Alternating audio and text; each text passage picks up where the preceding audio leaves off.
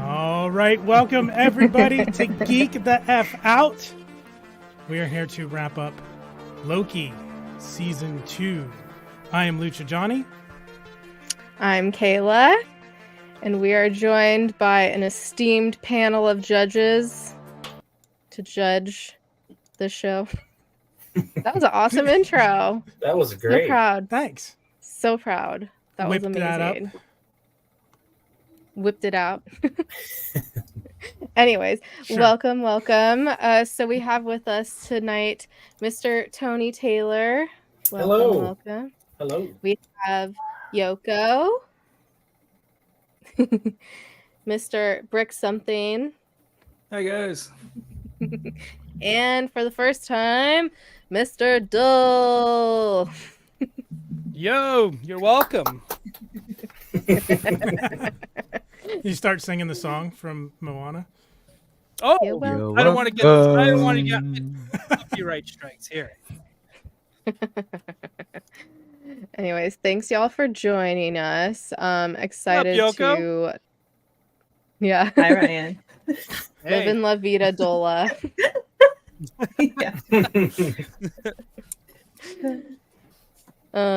Yeah, should we say hi to our chat before we get into things? Yes.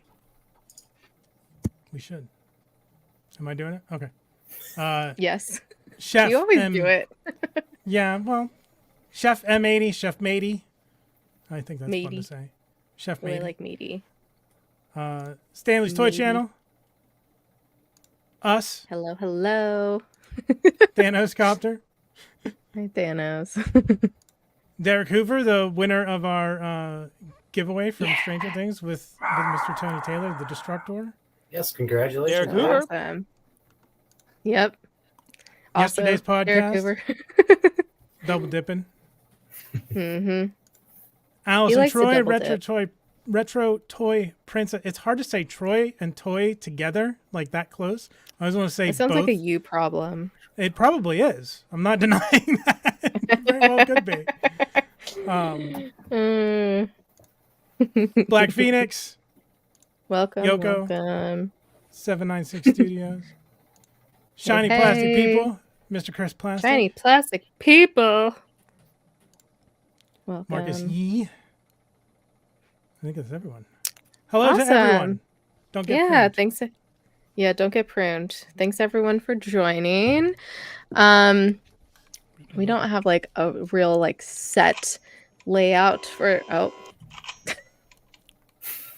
Johnny's got his vibrator. I was gonna say we don't have like It's a thematic. set layout for the show. But I mean I figured with these last 2 episodes we have more than enough to talk about. We have like some questions that we'll get to, but I'm pretty sure we'll probably cover them in our discussion anyways. But first up, let's do a little round table and just like initial reactions to season 2 of Loki. Tony, why don't you go ahead and start? I thought it was Quick fun. little reaction. It was great. It's the first season was probably one of my favorite, probably the favorite of the Disney Plus series. And season 2, I think, was even better. It was more of the stuff that I really liked from the first season. It was more time travel. I love the set design and all the aesthetic and stuff. They really went to town with all that. And overall, I really had a lot of fun with it. Nice. What about you, Yoko? Totally agree. I loved it. The story, the humor, the acting, the music. Like I think it was all top level, and I loved it. I think it's a complete story arc, which is great too. I'm sure we'll talk about that, but totally satisfied with how it ended, and loved it. Awesome. We love a satisfying ending. Brick, what about you? I loved it. I too was satisfied. I appreciate a good satisfying ending. Yeah, I mean, I think folks already kind of summed it up. I really appreciate though what Yoko said, that it felt like it was a closed loop, if you will, that there season 1, season 2. Ouroboros. Yeah, it just really felt like we went on a journey. And for me, I think why, I don't know, there was something about it being Loki in particular, because he was, there from the beginning, and from the first Avengers film in particular till now. It felt like he really went on this really cool journey of finding glorious purpose. So I liked it. Awesome. Doell, what about you? I really enjoyed it. It's probably one of the first Marvel things I've watched in a long, probably since She-Hulk. Yeah, no, I really enjoyed it. Ended up watching the whole season through to completion, and it was awesome. I again, just like anyone else, like the music's great. I really want one of those key lime pies. I would like that, please. Oh, I meant to get some key lime pie. Right? I just love that whole aesthetic of the whole TVA anyways. Like it's so cool. And and for better or for worse, it feels like Marvel, but also doesn't feel like Marvel. And and in that case, it doesn't feel that repetitive cookie cutter motif that we usually get with Marvel products or Marvel content, I guess, because sometimes they're not even shows, they're just content. So it's I don't know, it's a lot of fun to watch, and you do get involved with the characters, and it's great. Yeah. Awesome. Johnny, what about you? All of the above. Like I said before too, I said previously when we were talking about it, like season 1 of Loki felt like it was a show that was made for me, because I love all that shit. The retrofuturism aesthetic, like you were talking about, Doel, the aesthetic of the TVA. The story, it was interesting, because when they first announced it, I was like, I was not the biggest Loki fan of the character himself. I was like, how is this going to be an interesting show? But I'm definitely eating my words, because it has been fantastic. I mean, clearly, I've got the time stick. I've got the badge. I got the You are belt. decked out. Yeah. Like we were saying when Vactor was on, like, this is the show that has made me want all the extra extraneous stuff, like technical manuals. I want the TVA guidebook as it's written in universe. Ooh, same. Like the Star Trek The Next Generation technical manual that I've read multiple times. Like, I want the Loki manual. I want all of it. Yeah, it's pretty awesome. I always loved Loki's character in the MCU, and I always just felt like there was more to him. And I love Tom Hiddleston. He's awesome. And yeah, I loved season 1, so I had high expectations for season 2, and I think it meet and surpass those expectations for sure.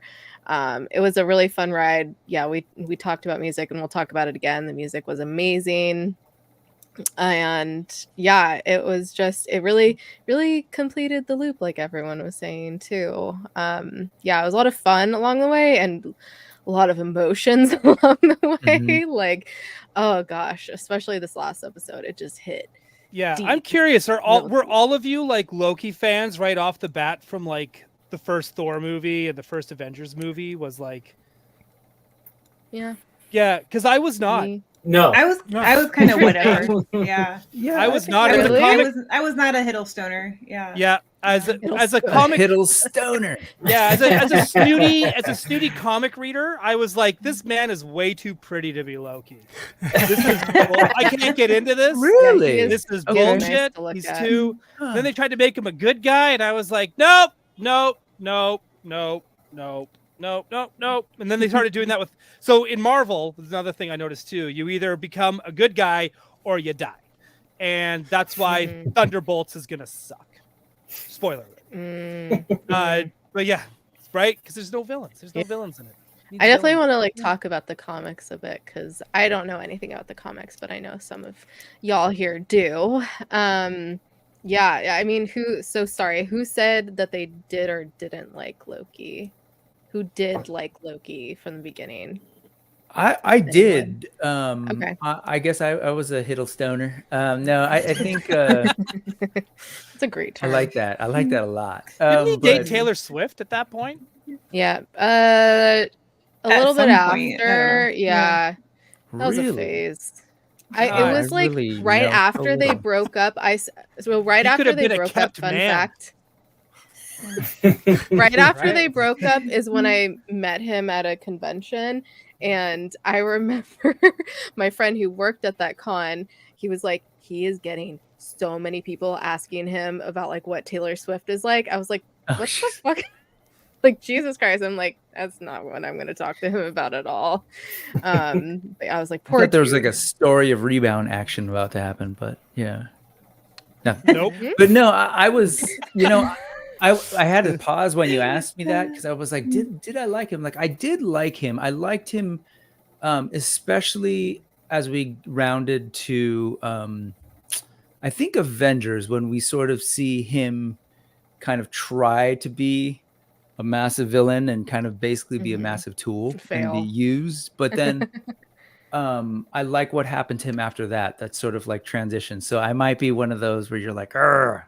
Like it sounded like Ryan that you want a villain, and I I kind of still like. do in Marvel. I still do. I'm still waiting for it. Well, It's I hard to like live the up to journey. Thanos. Yeah, I guess I just like the journey that he went on, and what I liked about this variant, especially, is that it wasn't the same one that we saw, and so part of it was sort of like, well, yeah, this isn't the one that went through the entire sort of arc that we saw throughout, that sort of like we felt bad for when he died. Spoiler alert. But then with this one, it was kind of neat to see him like have this epiphany at the end. I don't want to jump too far, and it really paid off for me. And I think I just like what they've done with this character. So yeah. To clarify, I like didn't like him like, oh, he's like this likable character, because he wasn't. I just felt like he was very intriguing to me from the start. And then from what you just said, Brick, I think they did a good job of reminding us at the end when we see that convo with Mobius again, where he's about to, flash his future in front of him. And I think it was a good reminder that, he saw his whole life flash before him and saw all these people die and his own death. And it was a good reminder that, like, yeah, that's like I could not imagine the impact that would have on someone. And so he is a very different person than what we remember him as in the MCU. And yeah, I think they did a good job with throwing that little nugget in there to remind us, like, oh yeah, he went through all of that, and he never wanted to be on the throne, and now all he wants is to not be alone, but yet he is alone at the end, which is And on the throne. so sad. Spoiler And on alert. the throne, yeah. Yeah, I mean, we don't have to go like episode by episode. We can just kind of talk, or just 5 and 6. I mean, we can just talk about it as a whole if we want to. But I mean, if anyone has anything specific to say for episodes 5 and 6, like anything stand out to anyone before we get into like the overall season. I'll just say that as a season, I was a little thrown off in a good way, I think, because I thought, I don't know, this whole time I've been kind of wondering where the Kang of it all goes, or the He Who Remains, or whatever. And so I thought that was a really kind of a nice twist, because it did throw me off. I was trying to figure out, like, what is the point of this? And by the end of it, these last 2 episodes in particular, there's this feeling of like, oh, here's Victor Timely sort of like stepping up and sacrificing himself. And the end of the episode 5 was just beautiful in that way. It was because, we're all waiting to see what happens. And then, and then I was sort of like, okay, well, what's going to happen now with episode 6 last night? And I really, really appreciated that I was still trying to wrap my head around that, while I should have remembered that the show's called Loki. and that ultimately these last 2 seasons were about him. And you know, you get caught up in the MCU in the way that it's sort of trained us to tell stories, because yes, there's always an attempt to have a self-contained story, but then there's always this notion of like it's moving towards this next thing. And I admittedly got distracted by the Kang and the Jonathan Majors and everything else, and sort of it was great to be reminded at the end of the day that these last 2 episodes, like, no, we need to wrap up Loki's story, and they wrapped it up in a beautiful way, I thought. Do you think they're doing Kang right? Like, do you feel that, like, going into this phase now with Kang, he's gotten his ass kicked by a Loki variant. He's gotten his ass kicked by Ant-Man. He's getting his ass kicked around. I don't know. How do you guys feel about the new villain? Like, he's supposed to be the next big bad, and he seems kind of useless. Is he still though? Is he though? That's the thing. Right? We don't know. Yeah. That's where what Yoko just asked is exactly where I was at the end of this. I was like, "Ooh, did they just find their way out of this whole thing?" Or, I mean, I don't know how intentional it was. That's how I thought at the end of it, it was like, "Oh," because it seemed like he was kind of an afterthought towards the end, and the TVA was sort of there to just like Mobius is looking around, like, "Oh yeah, we found another one. He's doing this thing, and 616 adjacent." Like, it just seemed like they're just kind of they could potentially we could never see him again after this. And that's kind of another fizzle out with the villains, right? Because like they could, I'm not advocating for that actor, but he should get recasted. Like, there should be no reason, like they've done it with already like so many like the Hulk, the War Machine, everybody's like they've done recasting before. So let's keep that train going. And he's got how many variants, so it'd be easy to do. Exactly. Right. That's what I was saying last time, is like, if ever there were a time where they need to recast something, if it comes to the point that they need to do it, this is the perfect character to do it with, because we had an alligator Loki, for Christ's sakes, last season. Yes. Like, come on. That's my earring. You could just change it. I just wonder if they thought that would be too distracting if people were always talking about that and bringing the situation back up every time. The whole premise of what Loki did, He Who Remains says, like, the war will still start unless he kills Sylvie. So clearly we're gonna see a Kang variant at some point. Many of them probably. So I don't get. Yeah, I feel like they could easily recast him. Rick, were you gonna say guess. Well, just what you said. I'm not sure if I don't think it was just we'll see him unless Sylvie does her thing. I think it seemed to me that the idea was He Who Remains was looking for Sylvie. What's that? Loki killing Sylvie, not Sylvie killing He Who Remains. Right. But sure, like that was the only option to prevent the war. Okay, so either way, the war's prevented then, because he didn't actually kill her. I don't think so. Well, I guess that's where I was going, because my sense was when they appeared to him, which is why they're keeping an eye on all the Kang variants. Right, because they're looking for him. But I think at the end of season 1, my sense was He Who Remains was done. And he was waiting for a replacement, and he was sort of making that offer to them. It's very like the Matrix, right? Like that scene. But my sense was one of them had to take it over, and in his mind, it was going to play out the way he had designed it, in which Loki kills Sylvie, takes over, boom. But Loki finds a different way, and in this case, he doesn't kill Sylvie, but he sacrifices himself. By living, I guess, in isolation in this realm by himself and becoming sort of like this god of, I don't know. Like, I actually do want to, I would love to hear what folks think of that, because to me, it was very, at the end of the day, he changed everything, right? He became the loom, basically. He replaces the loom. He Who Remains and all of the Kangs, I think, essentially are gone. The time is no longer a circle in a loop. all the timelines and multiverses are allowed to exist, but instead of us pruning now, no, they just exist, and we now have a way for it to bloom and blossom into the tree, right? Whether that's Yggdrasil, like the world or whatever. There's a notion of like, now let's just take care of the tree. Yeah, like the propaganda change, so it'll just bloom now.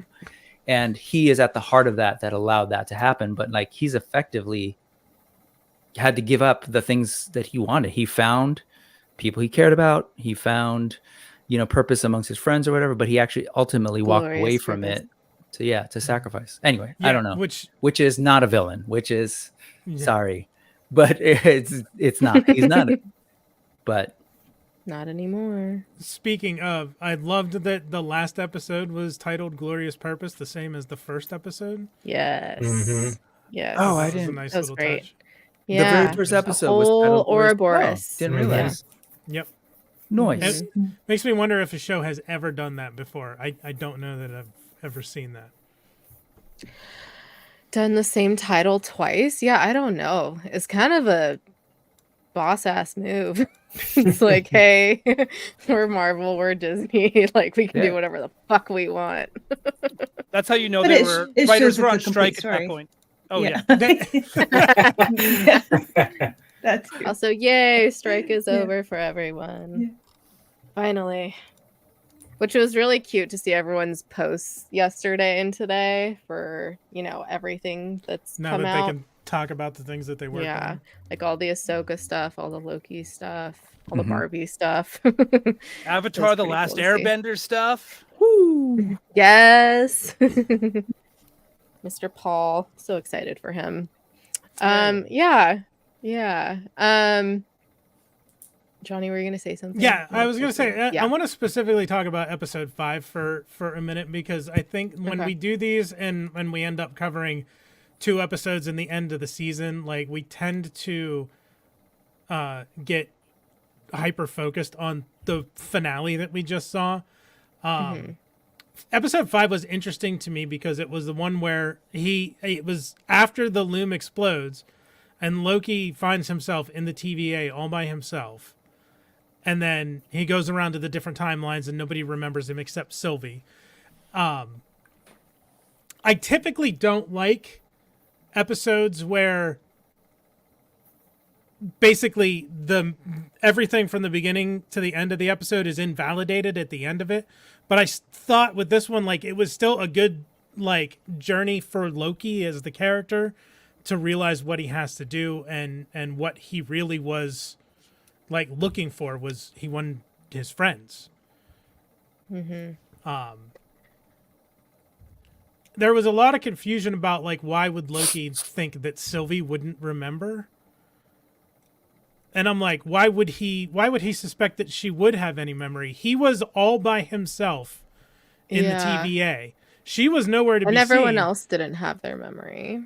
Yeah, she was living on the timeline just like the others were. I think it's just because she's a Loki that she also remembered. But I can see why Loki would suspect and think that she didn't have her memories because nobody else did, and they were all on the timelines like her.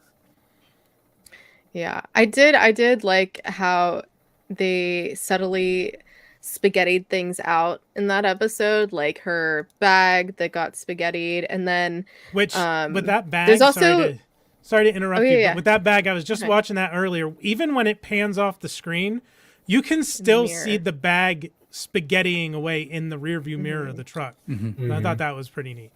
There's a lot of subtlety in this show that I just love those things. Like, I've rewatched the episodes so many times now, and I feel like I'm still finding things, and like even especially in episode 6, but also in episode 5, like the timing of when he would flash between places and people's lines that they would say, I was just like, oh, that's like this that happened then. Like, they just, I don't know, like the writing is just amazing. Shit, there was something I was gonna Did you notice that I don't know if it took me 6, like all season to notice if it was just for this last episode, but the Marvel Studios logo at the beginning of the episode was in reverse. Oh, they reversed it this episode. It was the rest of the rest. I was like, did I not notice that all season? Yeah, every other episode was, I think all of almost all of them were something different. At least 4, 5, and 6 were something different. Maybe 3 as well. Well, 3 had the like old-timey music, so I think maybe 1 and 2 were the same. Oh, I don't know. They might all be that. different. Yeah, it's kind of Yeah. cool how they're all different. I love that. I just like the old-timey opening. I thought that was great. Yeah. Yeah. Oh, so good. That's such a good episode. Shit, I forgot what I was gonna say about. Oh, when Loki and Sylvie are at the bar in episode 5, there's also a moment where she gets the like scene. 2 shots. Yeah, it's a great scene. She gets the 2 shots, and she drinks hers, and then when they pan away, his is gone. And if you look at her for like half a second, you can kind of see her glance and be like, whatever. And like, I'm pretty sure, and like other people have said this too, that she's probably noticed that things are starting to disappear, but she's just, she doesn't care at this point. She's just whatever about it. But I loved that subtlety. It's cool. I was still sort of stuck on what Johnny was saying about why he would assume that she had lost her memories. Mm-hmm. It occurred to me that they all went back to their timelines, but she did not. Yeah.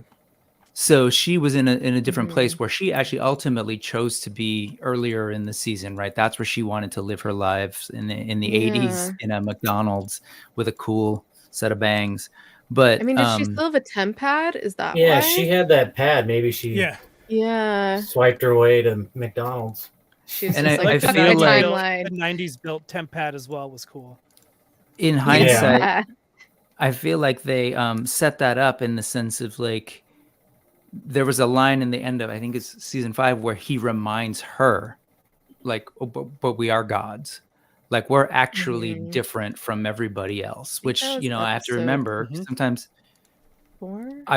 I forget that Sylvie is Loki and Loki is Sylvie. They're just variants. Episode and 3. So it's kind of beautiful that he is essentially talking to himself and having that epiphany in that bar scene that you mentioned. No, it's episode 4.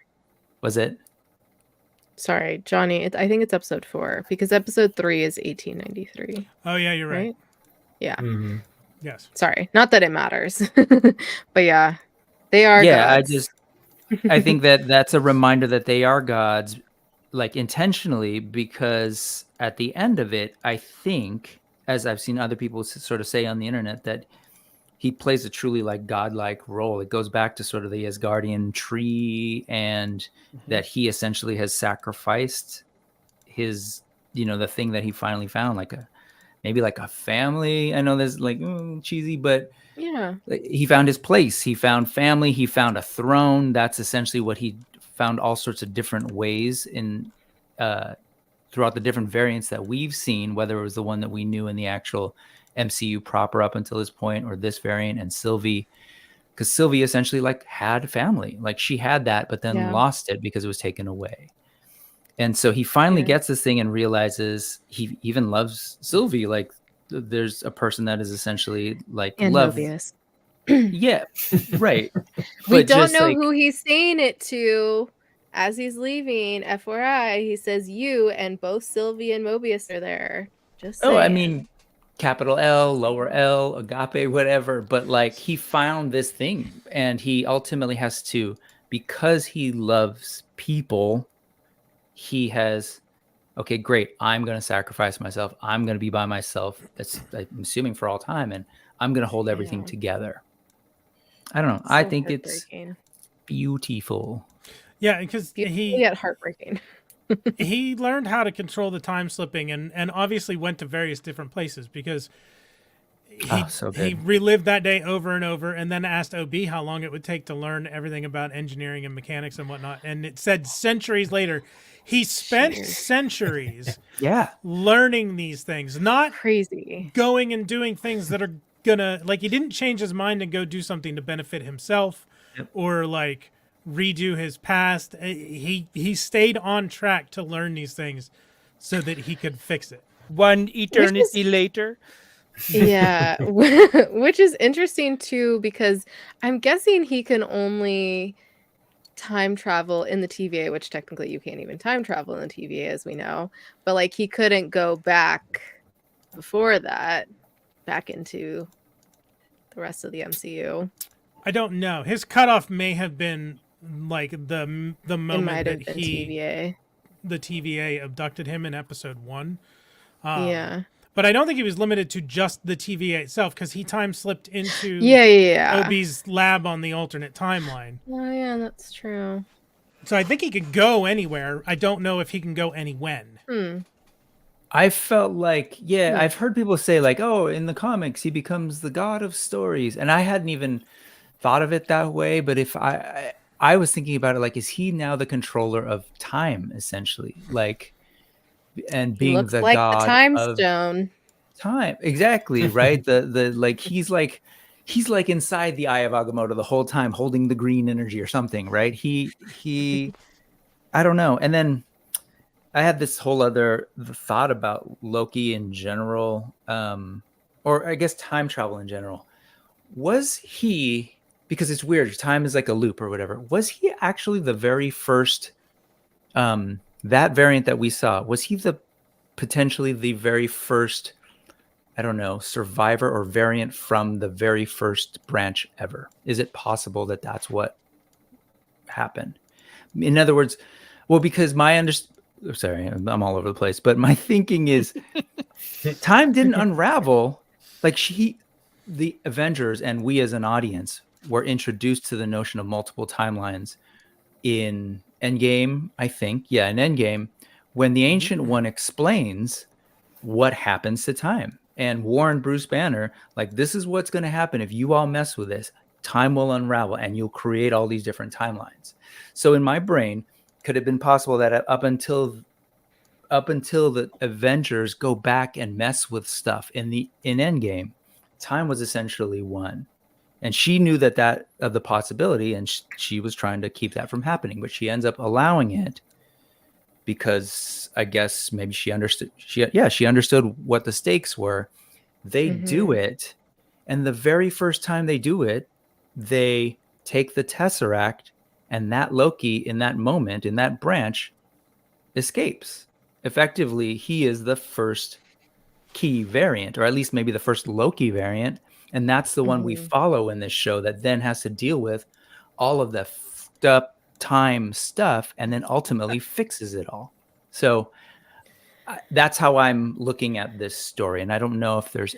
Like, she saw the 14 million and one options going forward, and she's like, that's the one that happens and the one that Loki gets the Tesseract in, so it's okay. I don't know if she sees I'm trying to wrap my head around it. Yeah, but it just seemed like, because time travel is so confusing, timey-wimey for sure. But I think that when this is why I try not to understand it, because it just explodes my brain. I can't. Like, I don't think even the smartest people in the world understand it completely. I don't know if they're too worried about it making sense, because the entire TVA is a bootstrap paradox, because OB and Victor Timely both wrote the TVA guidebook. So, like, who initially wrote it? I don't think they're worried about that. But also on that note, they wouldn't have done that potentially if Loki hadn't adjusted things so that they could actually do that. I think that's where my brain was going. Like, and then we see that effectively in this last episode where he's just going back freely and adjusting things to the point where he's seen them play it out, but then he's initiating it too. It's actually, we saw a hint of that earlier when he gives OB the nickname, but there's this sense that maybe Mobius gave him the nickname OB. Like, there's all this sort of implication that, like, we need to move on. Loki, like, just like, okay, here, I'm going to make this happen. And he essentially is setting this stuff up. If, I know, it is timey-wimey, but but I grew up on that stuff, right? Whether it was Time Bandits or, I feel like, or what was the other Time Bandits? You mentioned Retro Futures. Oh, yeah. And yes, but also not I've got Brazil on the brain because I keep thinking TVA reminds me of Brazil, but also Bruce Willis. Oh shit! 12 Monkeys. Yep. Which is very much about this and La Jetée, but this is Back to Future, not to scale. Yep. He only put one coat of paint. Yeah. Let me go to these questions. Marcus says, I'd love this Loki and maybe Sylvie somehow meet up with Thor in Secret Wars. Yeah, I've seen a lot of stuff wishing that, Thor meets this version of Loki. I just don't know how that would happen or why that would happen, but I mean, they can always find a way, I guess. Is Secret Wars a series or a movie? I thought it was going to be a movie. I thought it was going to be a movie. It's one of the Avengers movies. I believe it's Secret Wars and then Kang Dynasty. Is that again? Is that still happening? I know, really. I don't know anymore. Because I thought Secret Invasion was going to be a movie, and then it was a TV show. I'm like, what is going on here? And then they keep announcing things, and then things get pushed back, and then especially with the strikes. Secret Wars got pushed back to 2027.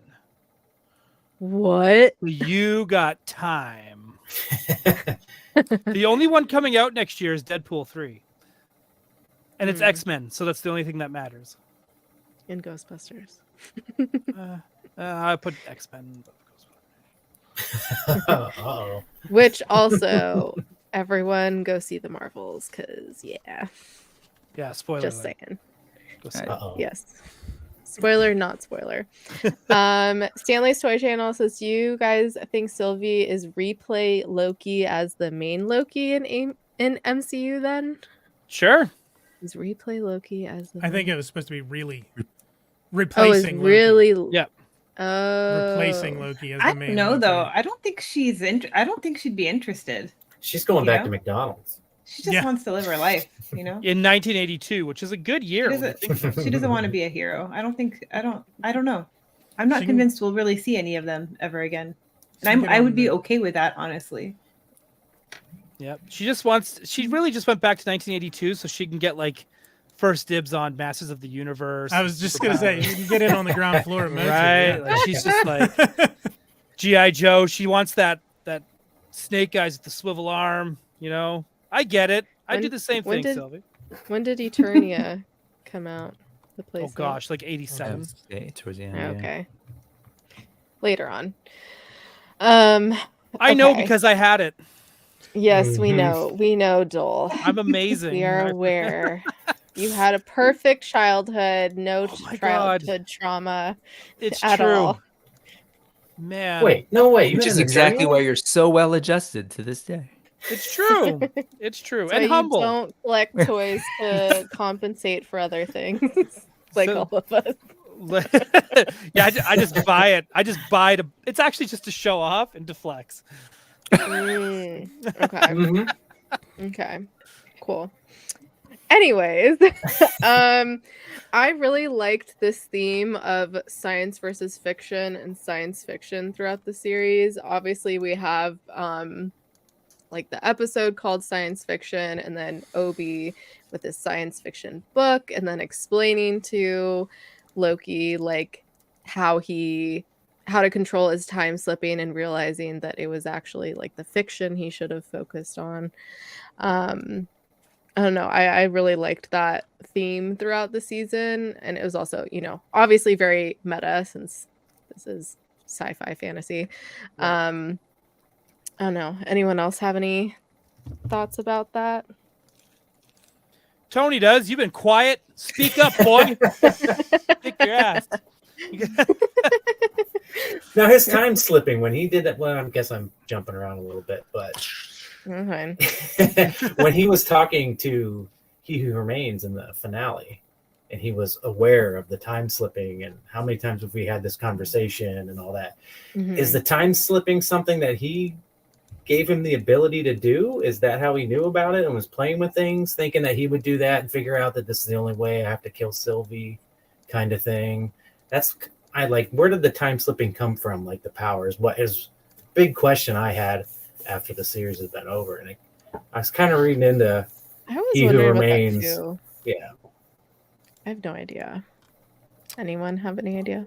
I mean, I took it the way that he was talking. I took it as He Who Remains was responsible for Loki's time slipping. that's what I was taking. How he was responsible for it, what he did, that I don't know. I don't know that we'll ever know, but that's the implication I got, was that he was responsible for Loki's time slipping. Or maybe he wasn't responsible in the sense like I made him have it, but by watching, and because my sense of who He Who Remains was basically who Loki became, that he had seen time go on and on so many times that he'd seen like all sorts of different variations or whatever. So he probably had this sense that Loki, the god being thing in whatever variant form, has this power. And so I didn't so much think that he gave it to him, but maybe more so was waiting for him, or waited for him to finally realize that he could do it. And he had to go through certain things until he could realize, oh, wait, I can actually control time, which again was iterative. He had to do it several times before he finally realized, oh, I can ultimately control time, which I think I really enjoyed, like that part of this last episode. It seemed like, okay, how are we going to go through this?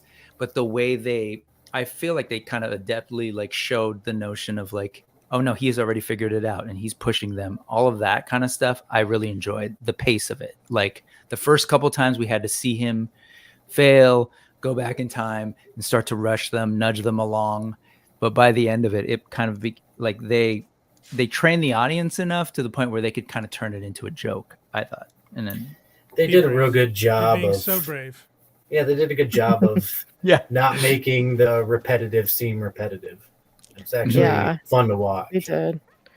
I think the music had a lot to do with that as well, and just the pacing and then slowing down on certain scenes. They really did a good job with it. And also I think that scene with He Who Remains and pausing Sylvie and be like, oh, you don't know how to pause yet? And Loki's like, joke's on you, I know how to pause.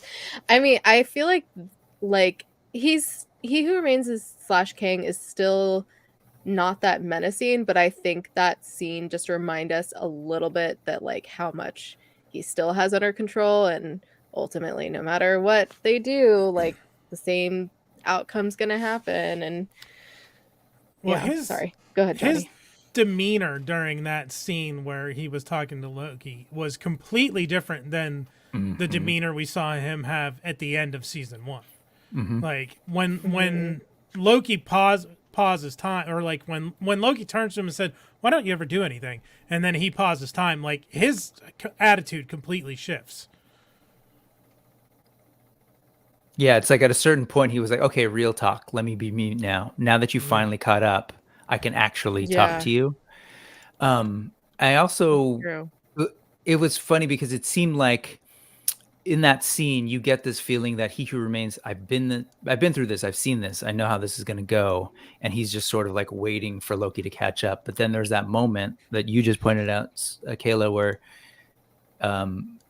where the I don't know, the tables are turned, right? Where he's like, no, turntables have turned.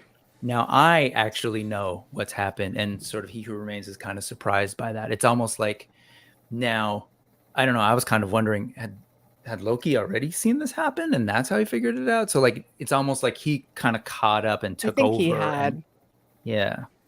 I don't know. At least I think that's what was implied, that he had, and figured it out from there.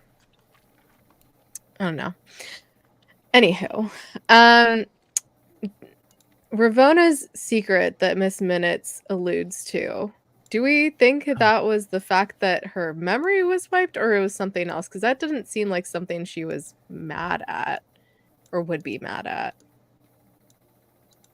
Having her memory erased? I think she was furious.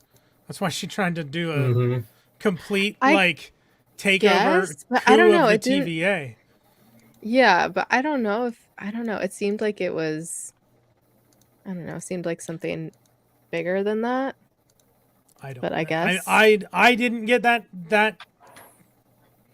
But maybe. I mean, you could be right. I didn't see it. But that's just me. Anyone else? Thoughts? Yoko? I think that's the only thing I felt like I was missing was her storyline kind of seemed to just disappear. And that's the only loose end I feel like at the end, with the purple light on her too. And to me, she didn't look scared. Goliath. She looked like she knew what was like, so like for me, that's the only question is otherwise it felt like a complete story. And I feel like it could end there too. Like we don't have to have answers for everything. But if they wanted to revisit something, I feel like that's the story that could continue. But definitely. I know. I wonder why they didn't do more with her. Because, she seemed like one of the big bads. And then all of a sudden, like halfway through the season, she was irrelevant. Or more than halfway through the season. Well, Brad too. We don't really see him after that episode again either. That's true. Brad is the Zartan actor. X5. Yeah, Zaniac.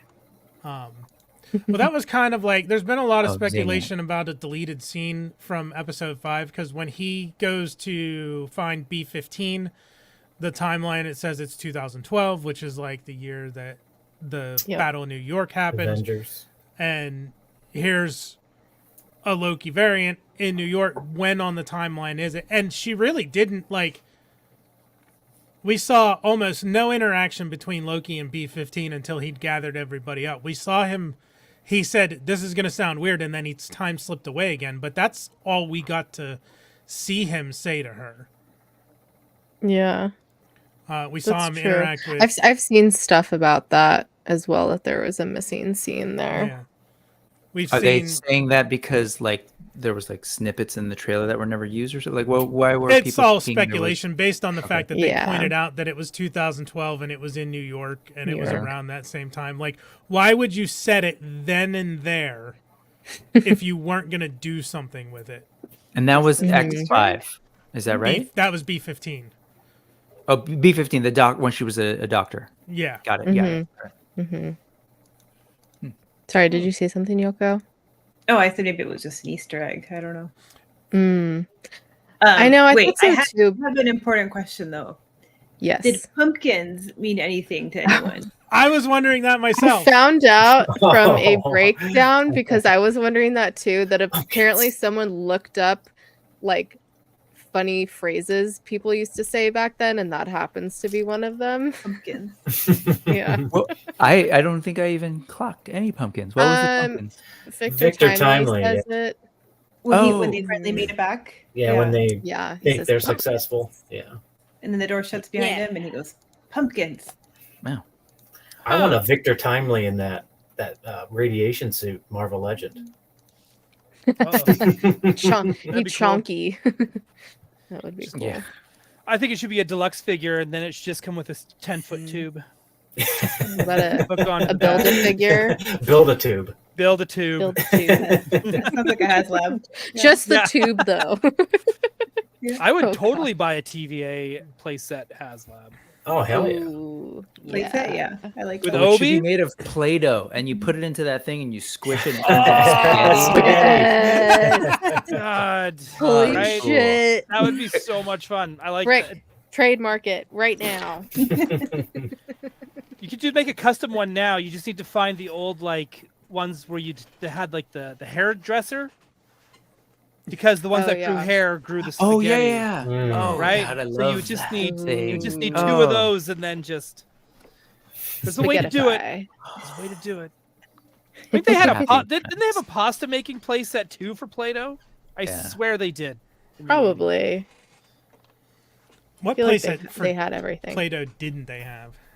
That's a great question. It's like Rule 34, but Play-Doh. Yeah. Yeah. Right? Play-Doh needs You to know. come back. Yes. We also saw in episode 5, like Mobius, the consummate salesman. Like in the first episode, when he's talking to OB and he's like, yes, that's right. I came down here and then I stayed. And he's like, no, and Obi's like, no, you left right away. Because Loki goes into the power sports thing and he's like, you don't remember me, do you? And Mobius is like, yeah, I do. You were here last week looking at this thing and that. No, he wasn't. Mobius is a bullshit salesman. He's a bullshit salesman.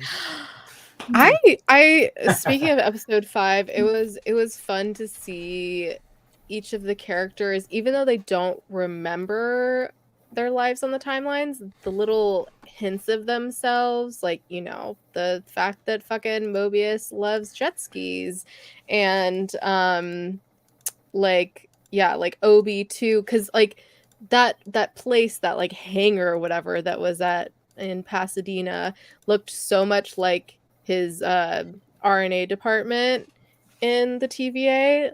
I don't know if anyone else noticed that. It looked a lot like it.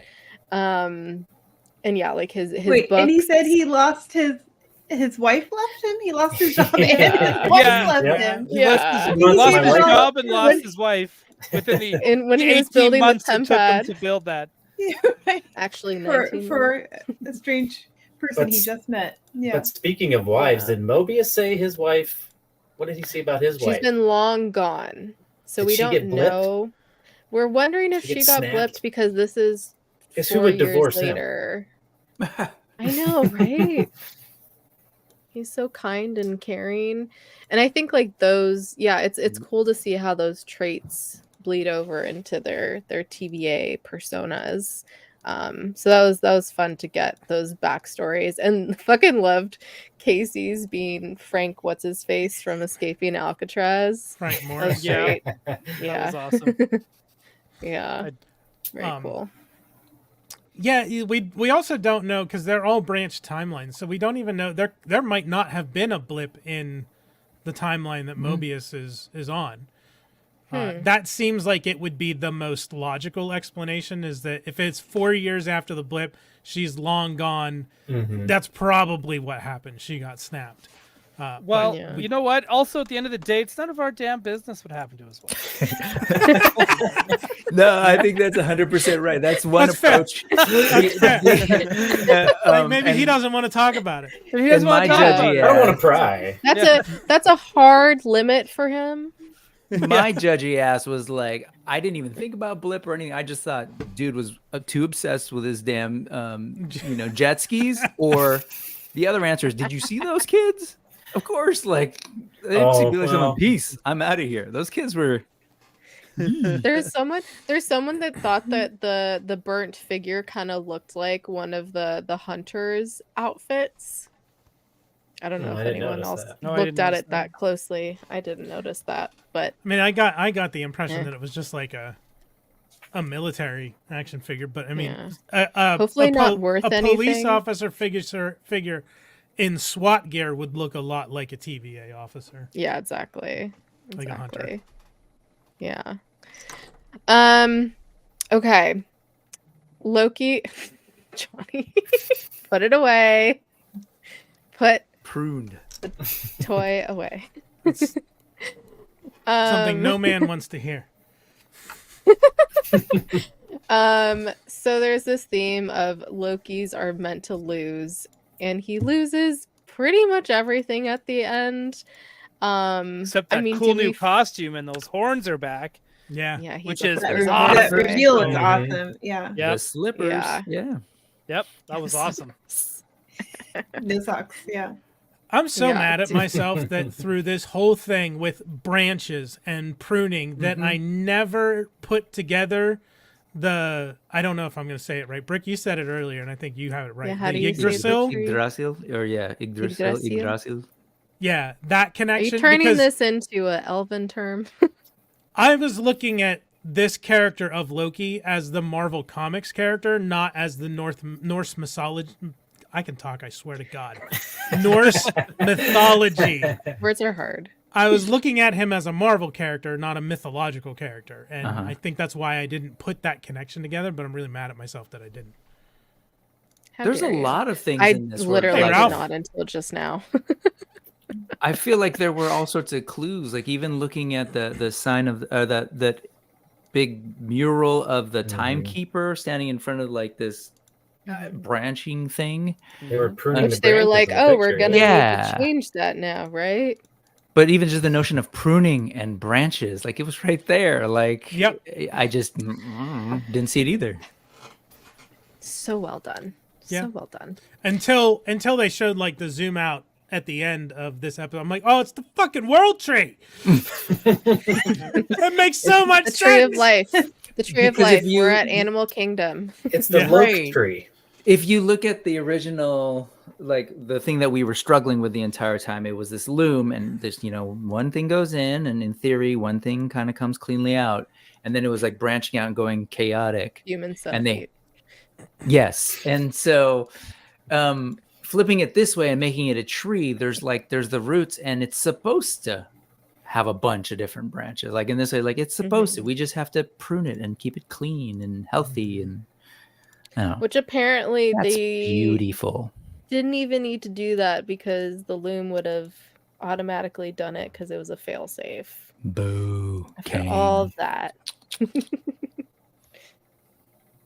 I do love the Johnny? new helmet too, though, with the kintsugi, right? Yes. Mhm. I love the kintsugi Very on it. It was appropriate, cool. yeah. I couldn't tell it was that at first, and then I didn't either. yeah, and then when I watched it again, I was like, oh yeah, it is. It looks so cool. And there's some huge horns on there. That's what they said. That's the other thing. Like when Great.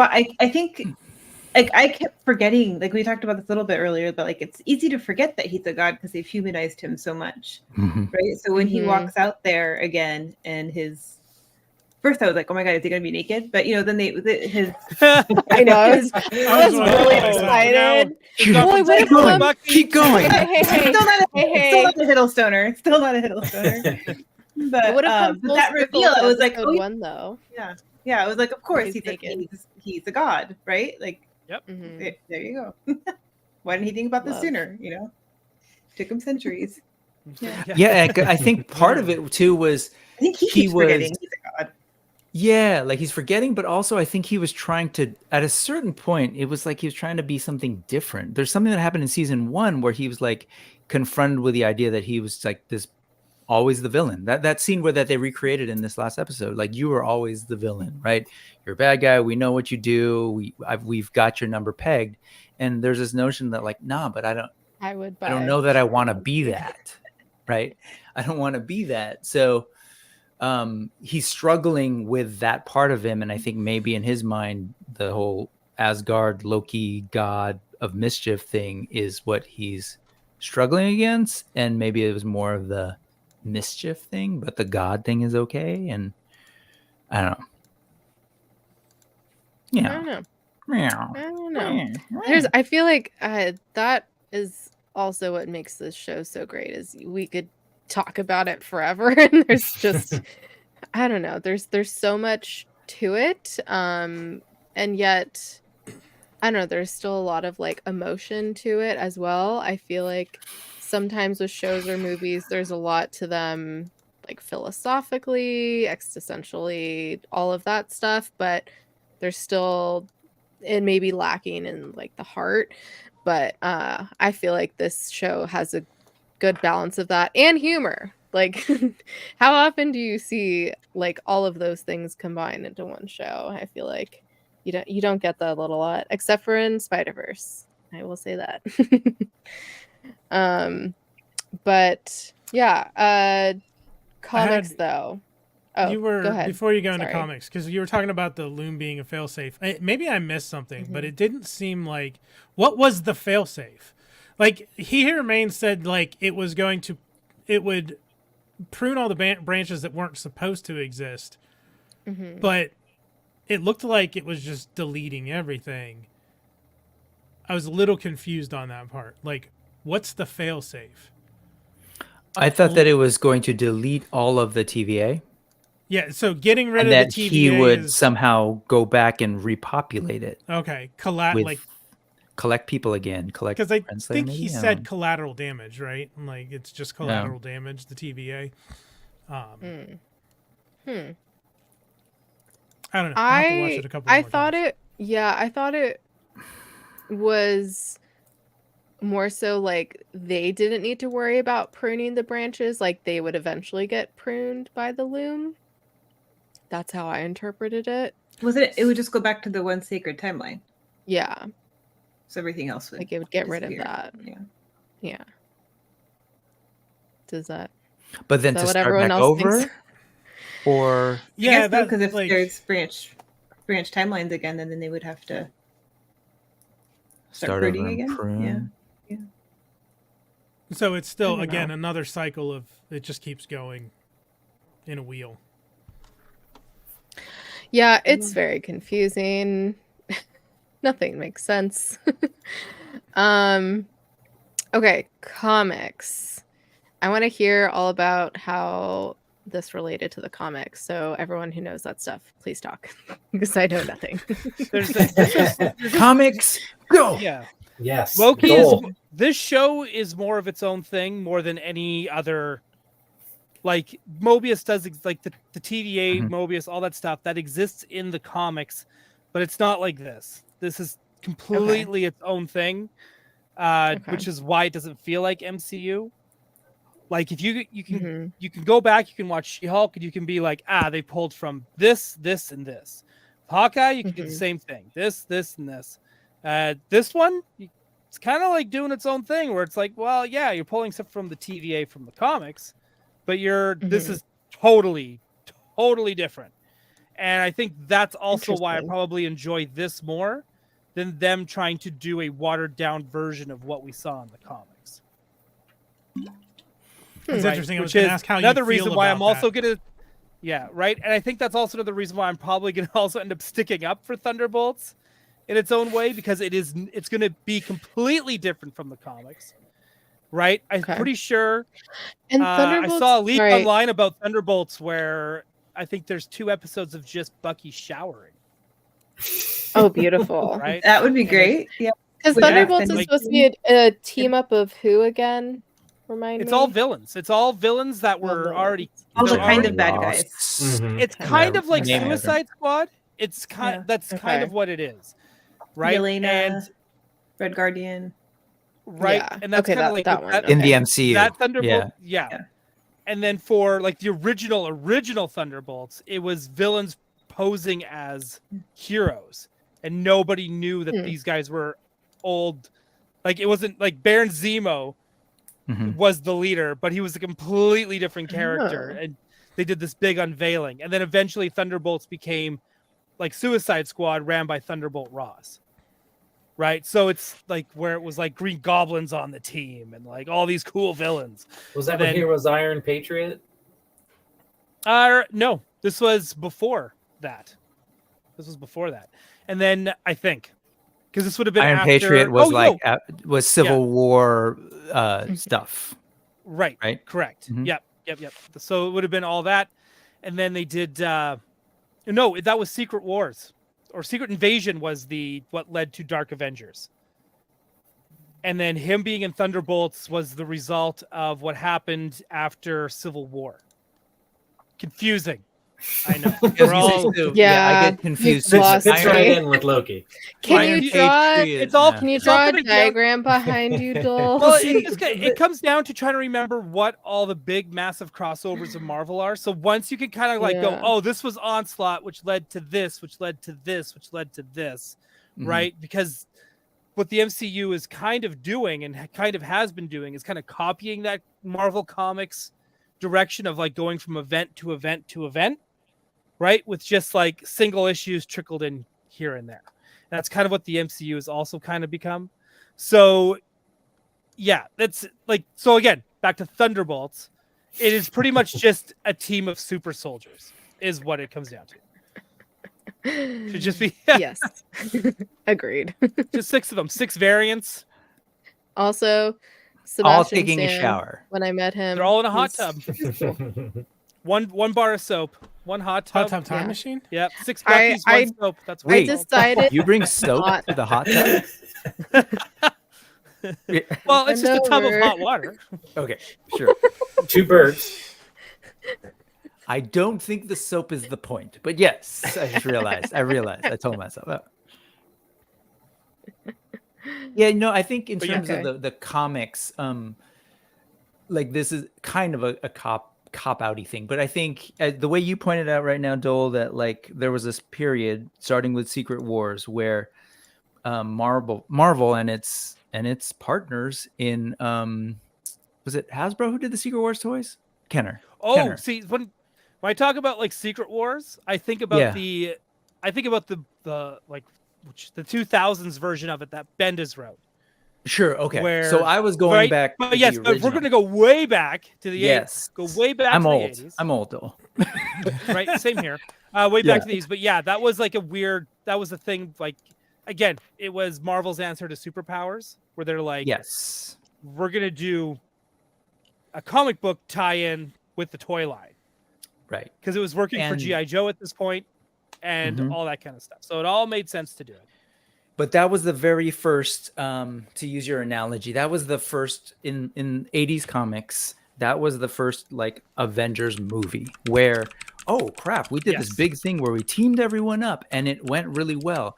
And then sort of the people in charge were like, yeah, remember when we did that and made all that money? Can we do that again? And so a lot of the creative direction started becoming kind of mechanical in the sense that, okay, that's great. Now you all have to tie all your stories into this big giant team up event. This big event, and that became a thing to do in Marvel Comics. And whether that was good for the existing storylines that all these individual writers and titles were working on or not. And where I was going with that is, I hear what you're saying, Doel, when you say that the MCU has kind of become that. Are you saying that because I think it already was. We've heard. It was already. Yeah. Well, I just feel like like already is it after the first Avengers movie, then we had to do the second Avengers movie. Everything with led Ultron? up to the Avengers movie. So that the Avengers movies are events, right? Sure. And then they led up to Ultron as a second one. And then ultimately the whole thing became one giant event in Infinity War and Endgame. Yeah. Yes. But then if that's essentially the end of the chapter, I think there was the assumption then, because to go back to our earlier conversation, is Kang actually still the big bad or not? The assumption was that they're building up to this next event because that's what the MCU does, just like that's what Marvel did. And so now they've set it up for it to be Kang. And I actually, I don't know. None of us know. Well, you work and stuff sometimes, but none of us know. And no, but if I don't we did, know. we couldn't say. Okay. Like He's I don't Jon know Snow, to he what knows extent Kang was truly going to be the thing, or if they've actually pivoted. Because again, as I said earlier, I suspect after last night's episode that like they could be done with Kang and we could never see them again, and he could be sort of an afterthought that essentially gets us the TVA that is very much like the comics. Like the TVA and the comics existed to fix time. When naughty people were messing with time, they would go after them, and Kang being one of the major offenders. So at the end of this series, that was it. Like, yeah, did you find that other one? And I think they name checked as Mike Hex. Kang wasn't running, or a variant of Kang wasn't running it. Well, no, in the comics? not that I remember at all. It was kind of like this weird, obscure thing. But see, and that gets us back to, I think, Doel, what you were saying about the villains and Kang.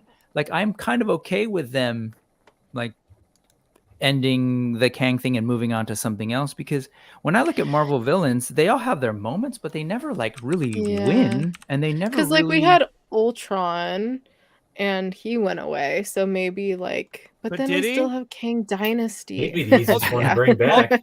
Ultron you can always bring back. Ultron is Megan, right? Like, no, I just mean like that was the end. Like he wasn't a bad guy again in the MCU. At if least there is a so smartphone far. nearby, then Ultron's still. That's the tricky thing with this stuff is like, they had villains and they had their moments, but they were never like I don't know. I just never read it that way because and I was a big X-Men fan too, Doel, where it's like, if I look at all the X-Men villains, at some point they all become good. Oh, and we're rooting for them. Every and one of at them. Some point, a lot of the heroes become the villains. Hey, and then we're like, I own a T-shirt. I own this T-shirt for a reason. You live long enough. Yeah, I own this one T-shirt for a reason, and it says Magneto was right. Yes. Because X on my face. He is right, and you can't deny it. And I think, but that's what makes X-Men villains to me the most interesting ones, because you totally understand where they're coming from. They're just going about it in a very aggressive, angry way, where they're just like, we should just kill humans. Like, they are below us, we are above them. That's why we are Homo superior, and they are just Homo Johnny's sapiens. like, yes, Right? especially Like, if they are children. Yeah, right. So it's just like that's why that I don't know. I'm excited for X-Men, and I just hope they don't do to the X-Men villains what they do to the Avengers villains. That's Is all. anybody else here like comic book people, or know much about, or like have a thought on Kayla's initial question? Because I don't know much about modern Loki, and I've just kind of like caught up and heard about like when he becomes young and becomes the god of stories thing, which he kind of his costume kind of looked like Loki at the end. I never read that. I was just wondering if anyone knows. I haven't either. Okay. Right. I think the last time I read about a young version of a character was actually Kang when he was Iron Lad Young Avengers. in Young Avengers. Yeah, which was awesome. That was a great reveal too. Yeah, they just need to recast him, and then all of our problems are solved. That's true. I was really surprised how much he was in this season. It was a lot, and multiple characters. Well, they didn't advertise him. That's for sure. Not at all. It's in like zero of the marketing. Well, here's a Marvel Comics hot take. I never really liked Kang. Yeah. I never thought of him as a particularly imposing bad guy. Like Doctor Doom, yes. Galactus, yes. Magneto for sure. Apocalypse, yeah. Kang was like the dude in like purple and green, and like I don't know. He just seemed sort of like, I never saw him do much. So even in like Secret Wars, when they were tying him to Secret Wars, I had a hard time wrapping my head around. Or like in what's the other one? Avengers Forever, that miniseries. I actually thought he was really good in that. And then again, but yeah, I didn't. Is that the multiverse one? Is that the multiverse? Yeah, one it's a multiverse. Trying to save. Okay. Yeah. So I keep thinking, because you're talking about like him not having Kang as the villain going forward, and I'm like, but there's literally a Kang movie is mid. named the Kang Dynasty. But then I'm thinking like the definition of dynasty is like the succession of rulers in the same line of descent. So it doesn't necessarily have to be Kang or his variants. It could be his progeny or, just his succession. I believe it's pronounced dynasty. But Hey, I think of Mulan, every dynasty. So mid. Was that confirmed? And it could have been confirmed. I don't know, but so was Captain America's Serpent Society at one point, right? Yeah. I don't know. Was Serpent Society? Was that a throwing? Could have seen Captain America's Serpent. Are you kidding me? No, the Serpent Society. We got a little bit of it in Luke Cage, and that was the closest we got to it. And the Serpent Society to me is one of the most underrated group of villains that they could totally make awesome in movies. I hope that's the villain for. I don't think it's called New World Order anymore. I think it's called something else. They keep changing. Brave New World. Yeah. Is it called Brave New World? Especially Agatha's. Agatha's has changed. Agatha should be in Thunderbolts. She should be a Thunderbolt. Which there is a theory that it keeps changing because of changes on the timeline. Like, I don't think that's it. I think they're just testing the waters. Yeah. Oh, that all the titles happen? That's kind of fun though. Yeah, it is fun, but I don't know if they think if the cast change. Yeah, I was talking about that it's on the our Mandela last stream, effect, right? Like, what if all the names of the movies were changing because of the things that were happening in the universe? Ralph, what the dick? Go watch it. I know you weren't as big of a fan in the first season, but you'll enjoy this season. Go watch it. You know what? If you have Marvel fatigue after the stream, don't watch it. That's gonna be because if you have Marvel fatigue and you go in with Marvel fatigue, you're gonna feel fatigued. You're not gonna enjoy it. So it's always gonna be there. That's fair. Until they have to start paying the writers for it, and then they'll take it off, so they don't have to pay the writers for streaming. right? Agatha is a total boss babe. I agree with you, Allison. And hey, Yes. did they actually kill off Scarlet Witch and not tell anybody? So they I confirmed heard it. that. Apparently, I saw like 50 different articles say it the other day. I was like, That's so It was Okay. like in the it was They confirmed that? in like a timeline book or something, Book? right? Like some book that just came out said that but I don't know. That's I so don't Is I it- would take it with a grain of salt. It seems Yeah. strange. Is that book out? Unintended. Yeah, just like Star Wars, the books aren't canon. Unintended. Yeah. I hope Okay. she's not dead. I mean, we thought Loki was dead He died so many times. Loki was He dead. so many times. I mean, No, okay, I- so that's the Stories thing are- too. Do we think there's going to be another season, or is this the closed loop? Or sorry. Or do we think he's just going to show up in like another movie or something, hopefully with Thor? I don't think they ever have to bring him back. I agree. Really? I don't think Yeah, so. I think it's I- closed. Yeah. I made a face because I was like, please don't do that. Please. And I think they did it at the end of season 1 intentionally, because I do think they had a sense of a beginning and an end for the story. Mhm. And so they, yep, we're coming back. But none of that happened this time. It would be really strange to me if he comes back. Oh, well, Right, I think so too. I agree with that. I think it would be strange if they brought him. It depends on how. I mean, again, comic book logic always prevails. You can bring anyone back from the dead. You can bring anyone Yeah. back from anything, and it's just as long as it.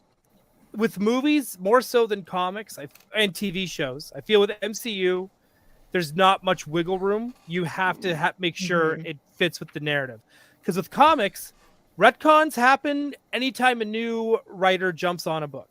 Mhm. Right? It doesn't matter if it's Marvel, DC, Image, Boom, IDW, doesn't matter. As soon as a new writer jumps in, boom, retcon.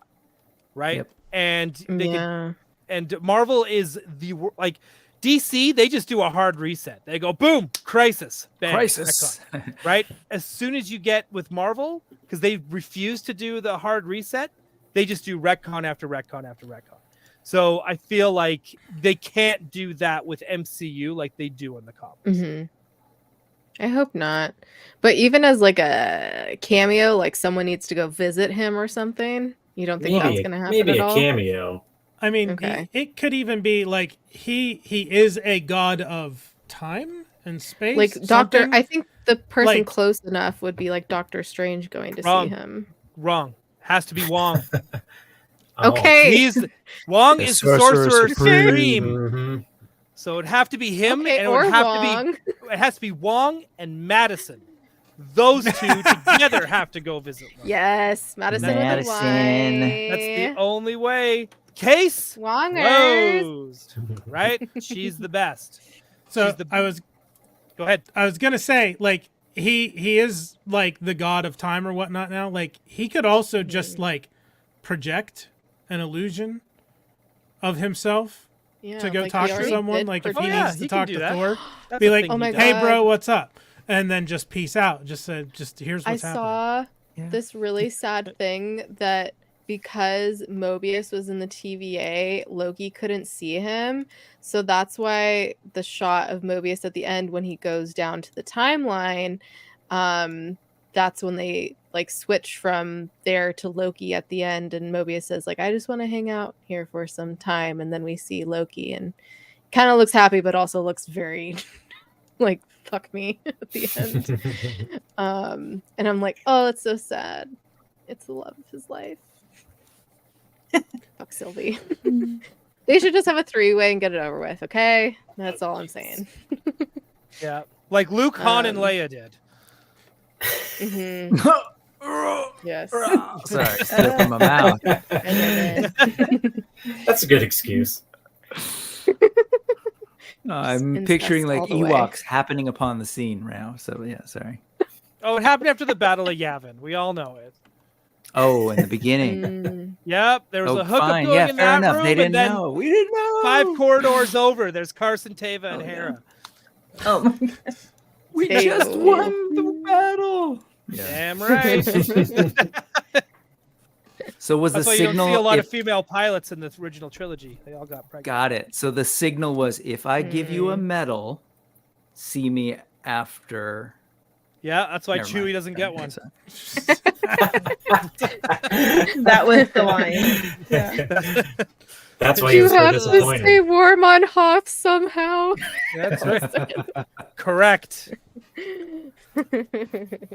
Not wrong. Let's take a turn. Speaking of their endings though, how do we feel about everyone's endings? I mean, we've kind of talked about it a bit, but do we feel like Mobius's is satisfying? Because I don't think he can't stay there on the timeline. So what is he gonna Just creepily watching exactly? from across Yeah, the just street. creepily watch all the time because he also doesn't want to be a part of the TVA either. No, I think he goes I don't back know. to his family. I think he straight up like he watches everything happen. And as though? soon as he blips out to go follow Loki, he just jumps right in like he never left. Mhm. Because that's what they hinted at the entire time. Okay. He can come back here Okay. and they'll never know, but I'll know. Mhm. Right? Yeah. That was the whole thing. Right? So Mhm. now he knows, but he can go back to his family right where they left off. They'll never know. Okay. That makes sense. So, I like totally forgot. I think about everyone's that. ending. I was like, I think what is he gonna do if they're both there? That this makes was more a sense now. satisfying ending, which is rare Mhm. these days. Yeah. And Mhm. I don't think we ever need to revisit a majority of these characters. Yeah. Wait, what? I haven't heard about this. Mobius in Deadpool 3. Also, maybe. earlier Mike don't know. said rumor is Deadpool is TVA Mhm. related. Yeah, I've been seeing Ooh. that. There's no I haven't seen anybody say in what context. Just literally that is TVA in Deadpool 3. Like that's all I've seen and heard. Oh, well, I don't know. I have no idea. I have no idea. The either. internet is full of lies. So Yeah. Is It's it? true. Morbius. Ryan Dole's greatest work. it's true. I'm proud of it. Oh, did you work on Morbius? I did. He's very proud.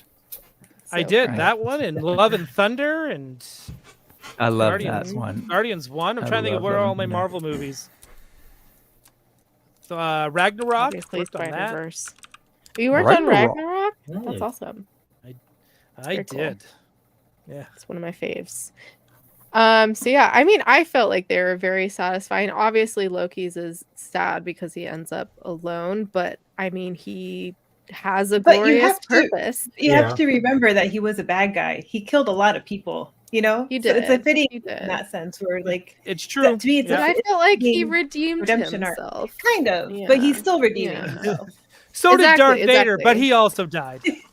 right? Did he really? Everyone's like he redeemed himself. I'm like, not really. So Loki's penance is literally holding time together. I mean, he got to live Yeah. centuries of his own life. You know. Yeah. So now, He did. Yeah, Now he's paying his penance. that's true. That's true. Alone, unsatisfied, but What about yes. what's Sylvie gonna do? Is my question. Are we gonna see Sylvie again? Maybe. Maybe. To me, she's more of a maybe than everyone else. I don't know. She's pretty in happy in terms of 1982. we're not gonna see everyone else. But I don't the think only we're gonna person we see might everyone is else. Sylvie? I so think Sylvie's if the- anything, right. we could see the TVA people, but I don't want to see Sylvie. I don't want to see Loki. Maybe I don't wanna Casey. I see- feel like we could see I was Casey. gonna say, if anyone, we're gonna see Casey. Casey. And maybe B15. I like B15. I mean, that's the every OB, Casey, and B15 stayed behind to continue running. It was like that war room had a bunch of people in it at the end of the episode. Yeah. So it they're carrying on, but Loki obviously is on the chair. Sylvie's who knows where, and Mobius doesn't seem to be going back. So Sylvie's probably at McDonald's. doing everyone and everything, like she said. Wants to try it all, like she said. She did want to try it all. I didn't say it. She did. Okay. I want to see more OB. I felt like Yeah. I would be mad at that. Yeah. like I maybe wouldn't they be mad could at that continue either. it. Ooh. Yeah. Do like a like an office style show, but it just takes place at the TVA. Don't have That'd to be have kind of Loki in fun. it. It's just that That would Oh be my kind of God. fun. Well, I was saying, I think it was last time, like they could do a TVA series that's just, it doesn't have to be any characters we've ever met before. Yeah. It could just be a unique team of hunters and analysts who every week go after a variant. It doesn't have to be a variant of any characters we know. Like, just build on it, just for fun. Yeah. To I entertain think us. one of the variants should be Fuck it. Fozzie Bear. There you go. Just bring in a Muppet. Why? Waka Bring it waka. Just bring in a Muppet. I think that would be a lot of fun. Or like even if you had Kermit the Frog work the TVA in a suit, I think that would be absolutely amazing. He is green. Yes. Don't make a big deal of it. Don't acknowledge it. Just Don't just even have him in acknowledge there, it. regular It's character. just Kermit. Well, that's like, I mean, the boys and Gen V with their puppets. Spoilers. Normal. No, it's in Or the like, boys or too. Peter Porker, Spider-Ham, and Yeah, like all of that. Spider-Man. No one thinks twice about it. Cat's and I. Yeah, exactly. Love that. Okay. Real quick, roundabout. Favorite episode of the season and standout or favorite character of the season. We'll go in reverse order. Johnny, you want to go first? I say standout character is Obi. Like, he's fantastic. Favorite episode, I think, is... It's hard to pick, but I think I want to say 4. Because it is even though it is, like I said, I typically don't like episodes where the end of the episode like invalidates everything that happened in it. I do think that is a nice self-contained story. Wait, am I thinking of the wrong one? Maybe That was the Five. 5. I'm Are you thinking of 5. Yeah, you are thinking of Where everybody 5. turns into spaghetti. I don't at know the why end. I was thinking of 4. Yeah, 5, yeah. they all get spaghetti. So self-contained story. From 4 on, there's a lot of spaghetti. Even though technically none of the middle of the episode matters. Yeah. Technically. Interesting. Okay. Doell, what about you? Well, it's hard to deny Obi is a standout, but I also will put Ravonna in there because my favorite episode is the one where they're like finding He Who Remains in that really steampunky episode. That's probably my favorite episode.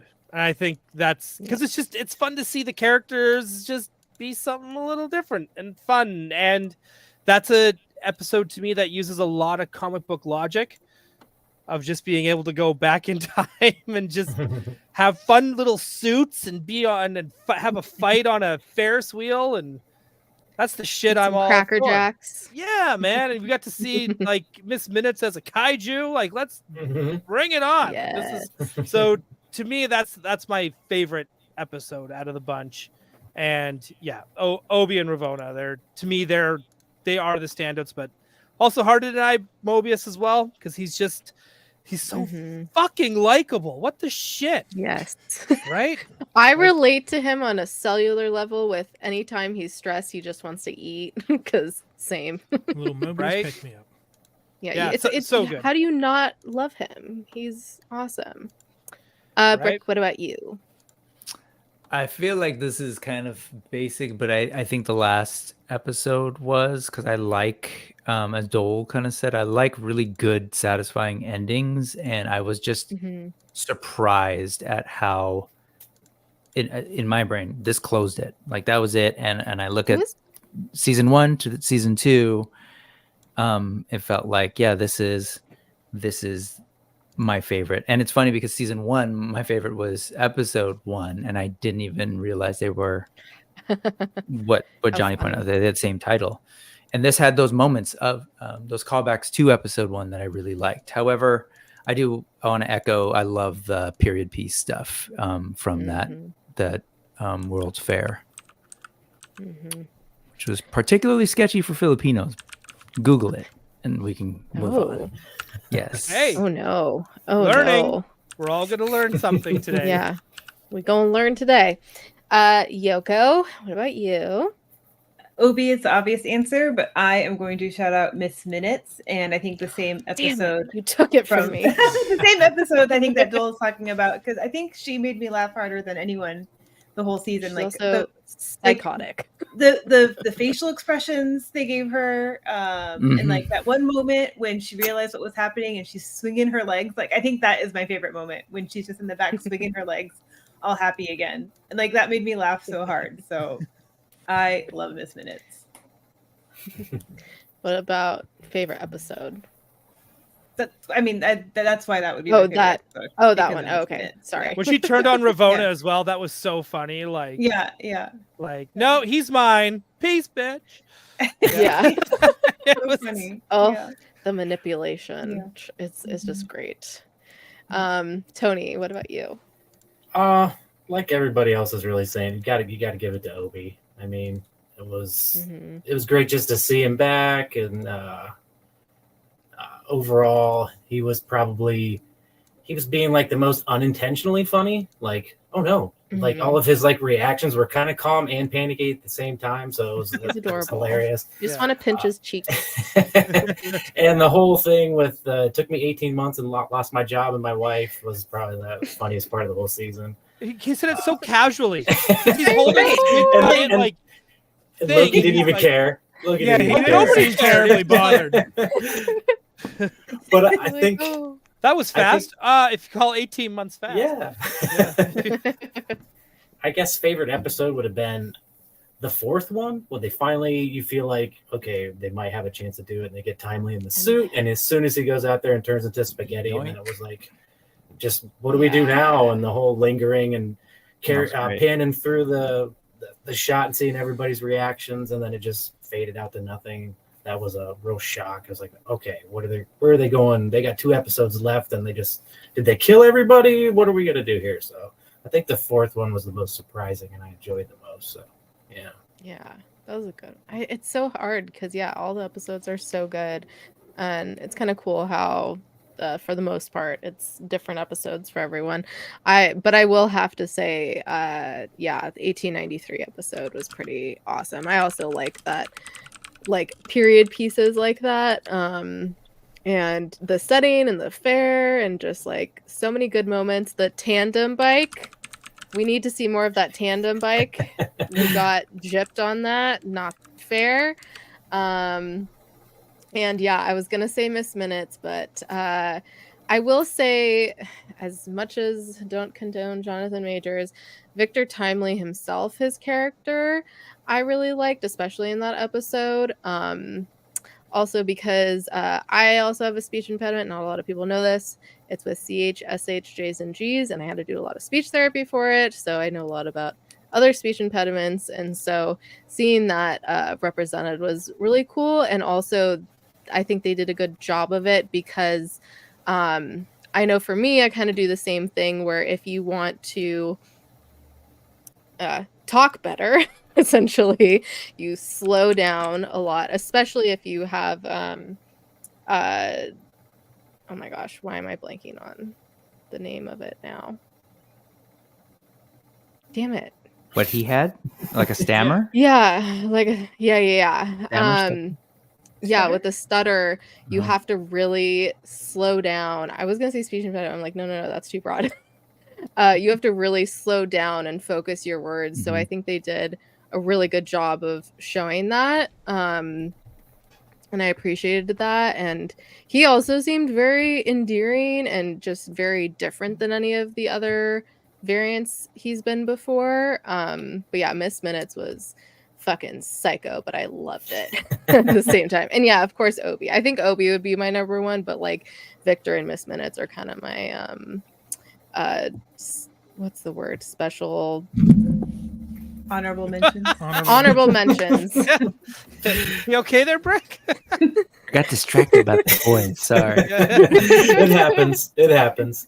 Tron Flynn. Sorry, it's his fault. Yeah.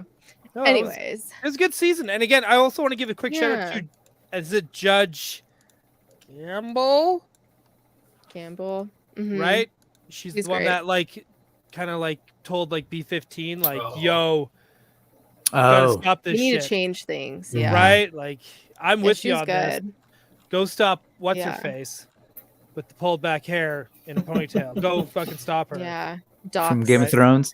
Yeah. Mhm. So good. I put when we talked about it before, she's a titty lady from Game of Thrones.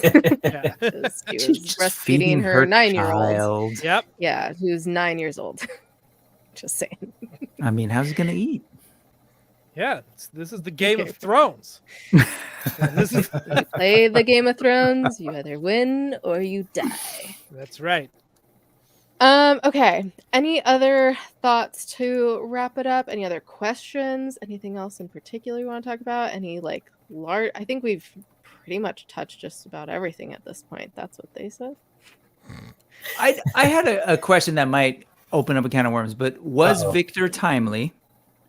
Was He Who Remains or Kang or any other variant originally from 1893, like in that time period? Did they all come from there in their different variants? Oh. Oh. I would assume Wait, so. what? Because that's their starting point. Yeah, right? wait. What? Say that again. I Because know. up until that point, there was this conversation about, in the 31st century, blah, blah, blah. And Yeah. I was under the assumption that the person that becomes Kang was born, raised, and lived their lifetime in the 31st century. And then we later realized, oh, no, wait, there's a kid of this character a variant or whatever, but they're in 1893 as a kid. So were they all originally from that time period? And so was he the first one that then discovers time travel and then somehow, I don't know how it all works. So that's When they kind of my first question. went there, it said it was the A branch. Sacred timeline. it was the sacred timeline when they first went. But Oh, not did it say 1883. sacred? It was It it was did. like 1868 or whatever When that they went to deliver before. when Oh, yeah. when Renslayer All right, went because to he was a deliver- kid. When Mhm. Renslayer went to deliver the handbook, it was the sacred timeline, and then after that, it branched. Mhm. After they dropped off Okay. the handbook. But So that's still then he is by I that. don't know if that answers anything. I was going to say, because that could mean that he was there in the sacred timeline, or it could mean that as a failsafe, they took a variant and dropped him off back there in the sacred timeline to always be there as a backup. Timey-wimey. Sorry, So- this is why. I think Yeah. what you're asking is 1860s Victor Timely the origin point for all Kang variants? Yeah. Yeah, Those words. my brain is I don't too know. small. Never I have mind. no idea. We need centuries to figure it out. Yeah. I just wondered. Yeah, and again, Well, if because of everything's the time. closed, if I thought that he started that again to kind of like, I don't know, to either use him for the loom, but then the loom didn't matter, so that doesn't make sense either. But just to have him start on that path again, so eventually science will get to that point, and then his variant shows up again in the 31st. I don't know. I can't wrap my head around I it. think Briff Oh, just maybe just had Briff an did. epiphany. No, something that just occurred to me that, again, because of the closed loop, the TVA wouldn't be created if Obi hadn't read this person named Victor Timely's work in the past. So there was always a Victor Timely from that era, because otherwise there would be no TVA. I mean, there's Correct. still the kid, Victor Timely. So, But it happened already. You know, that's why it's Yeah, in other words, that it could have been. closed Yeah. loop. Yeah. Bootstrap predestination paradox. Yeah. You're not gonna Man, figure it out. where is Doctor No. Who when we need them? Nice. It's just wibbly wobbly, timey wimey. Yes. Mhm. Get a Dalek. Well, never mind then. Rewind, fast forward. Well, that's something we talked I about. mean, it's a great question. That's something we talked about a little bit in previous streams. Was like they defined how time travel works in the MCU in Avengers, the last Avengers movie in Endgame, Hmm. right? Hmm. And then this completely ignored all those rules. Yeah. I mean, I With- guess with it time could in a flipping way and Loki going into the because past. yeah, and because not- the TVA worked different. Yeah, Loki's But time other travel than that- powers are different than the time travel that had been established in the MCU. Time travel. Time travel. I don't fucking know. Yeah. Moving on. Multiverse. Not bad. Because multiverse. Roll credits. Yeah, I don't know if everybody like everyone's doing the multiverse. Everybody's now. doing multiverse, and people talk about all the time about superhero fatigue, and I do not have superhero fatigue after sitting through all of the Arrowverse and all of the MCU thus far, and all the DC animated movies, which are better than the DC live action movies. But I'm starting to have multiverse fatigue for real. Yeah. Like, But this new season of Invincible is already episode 1 toying with multiverse stuff, and I'm like, come on. I think the last episodes, I got to watch the last 6 episodes of Doom Patrol, and they were jumping dimensions too. If you are going to watch any multiverse thing, though, please watch South Park Into the Panderverse. Yeah, I watched that too. I can't do so many multiverse things. Sorry. Right? mean, only Spider-Verse go does back it to right Marvel 'cause Comics. It's not about the multiverse. I was trained by comics, so and Marvel in particular with the notion of multiverses, and so I don't know. Oh, DC was the worst for it for the longest time. Mm-hmm. But anyway, so it feels kind of just a natural progression, but it is weird that everybody's on it. Yeah, whether it's Masters of the Universe or Johnny, a good night's rest and a daily multivitamin works wonders for multiverse fatigue. I'll keep that in mind. Allison says, I don't have multiversal fatigue, but the Allison of Multiverse Earth D is totally fatigued and has just bought Space Wolf mace to make sure she's not next. I need to hear more about this Space Wolf. I know, me too. Sounds like a Dave Filoni thing. Yeah. Oh yeah. Yeah. It's not a Loth Wolf. One last just neat That's moment I copyrighted, for realized that I didn't mention is I love the hot chocolate thing. The fact that he was fascinated by a machine that gave you hot chocolate. That was also moment like an was endearing beautiful aspect of him too that I enjoyed. Because he was a kid, and like Jonathan Majors.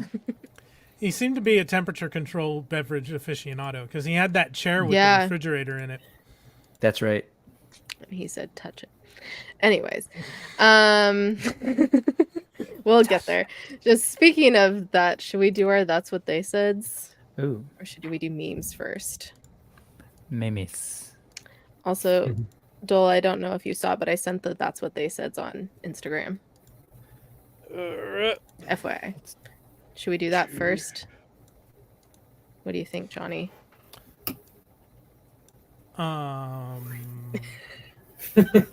I'd say that's what they said first, but Brick voted for memes. And I didn't. I didn't vote. I just think the word is funny, and I just memes. Well, we can do memes, and then we'll end on "That's What They Said." So then people stick around for them. And to be clear, I'm old and don't usually get the memes anyways, so we want a lot of these are just like we're all sad that it's over. That's pretty much most of them. First, should we do our TLDR? Do we want to do our spoilers without context first, or the general? Sure. Spoilers without context by Johnny and Kayla. Yes. So we will bring those up on the screen as soon as I click the right buttons. Make sure you click buttons. So this is Kayla's spoilers without context for episode 5. Mm-hmm. I had to include the Alcatraz with Sam Neill and Jorge. I remember that. Yeah, I remember it. Don't remember the actual show. And then a cast because of B-15 and the cast. Jet ski, and then the record player at the end was Sylvie.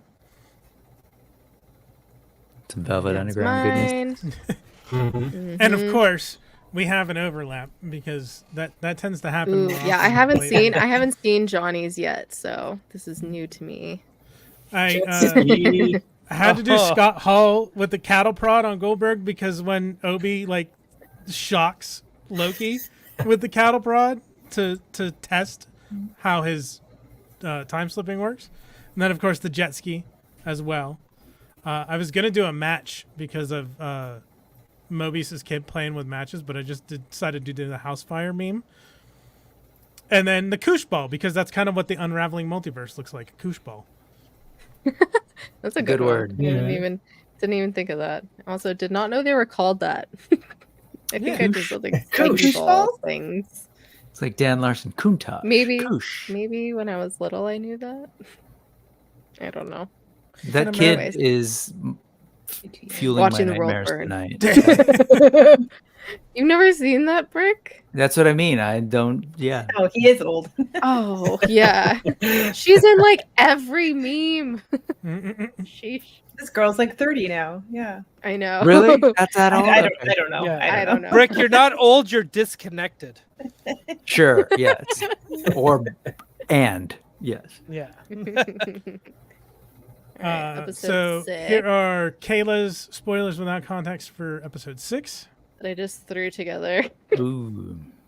Oh, I cut off the bottom. I did that myself though. Yeah, you Groundhog did. Day, because Groundhog Day. Russian Doll, because also Groundhog Day. And yeah, didn't know what to do. So I was just like, I just wanted Loki with I am burdened with glorious purpose. And then the Tree of Gondor, because it reminded me of the Norse tree that I still can't pronounce. Brick, do you want to fill me in? That sounded wrong. No. Too much pressure.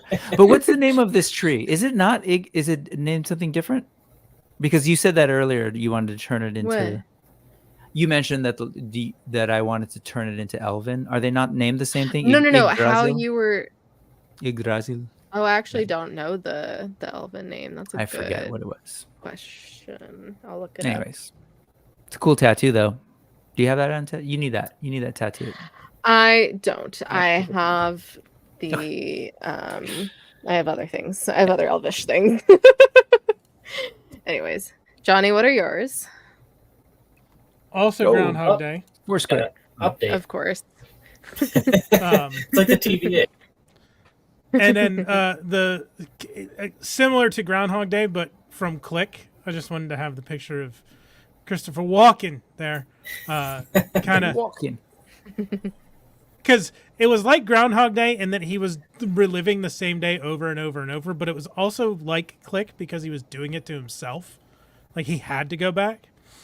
And then the I know Kung Fu moment from the Matrix, because even though he took the long way by going back and learning centuries worth of engineering knowledge, and then there's the infinity symbol, because it's just that's what the infinite scaling problem with infinite timelines. I know Nice. physics. Yeah, Physics. something of a scientist myself now. If only. Those are the spoilers without context. And then And we will regular bring memes. up I'm trying to find what it is in Elvish. our regular. Should be here. Memes. The magical Memes. fruit.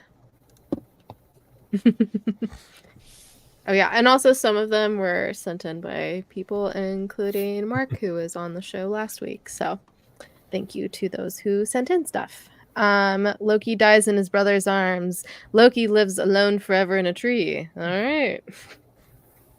That's very, very accurate. Oh yeah, I've been seeing this one Nice. everywhere. Nice. Timeline crashers.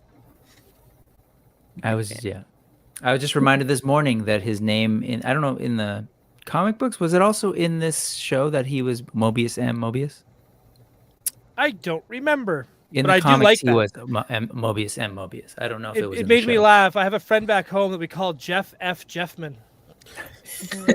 And that's what it reminds me of. Jeff T. Jeff. Born on the 9th of Jeff, 19 Jeff T. Jeff. Yeah, we were doing that this morning with Johnny doing all the Alliterative how comic book books names. taught us alliteration, right? Yeah. So Loki Laufeyson was one that we didn't have. Lex Luthor, Clark Kent, etc. Scott Summers. Yeah. There you go. Miles Morales. Tony Wade Taylor. Wilson. Yes. Mhm. Tony Taylor. Johnny Taylor. There you go.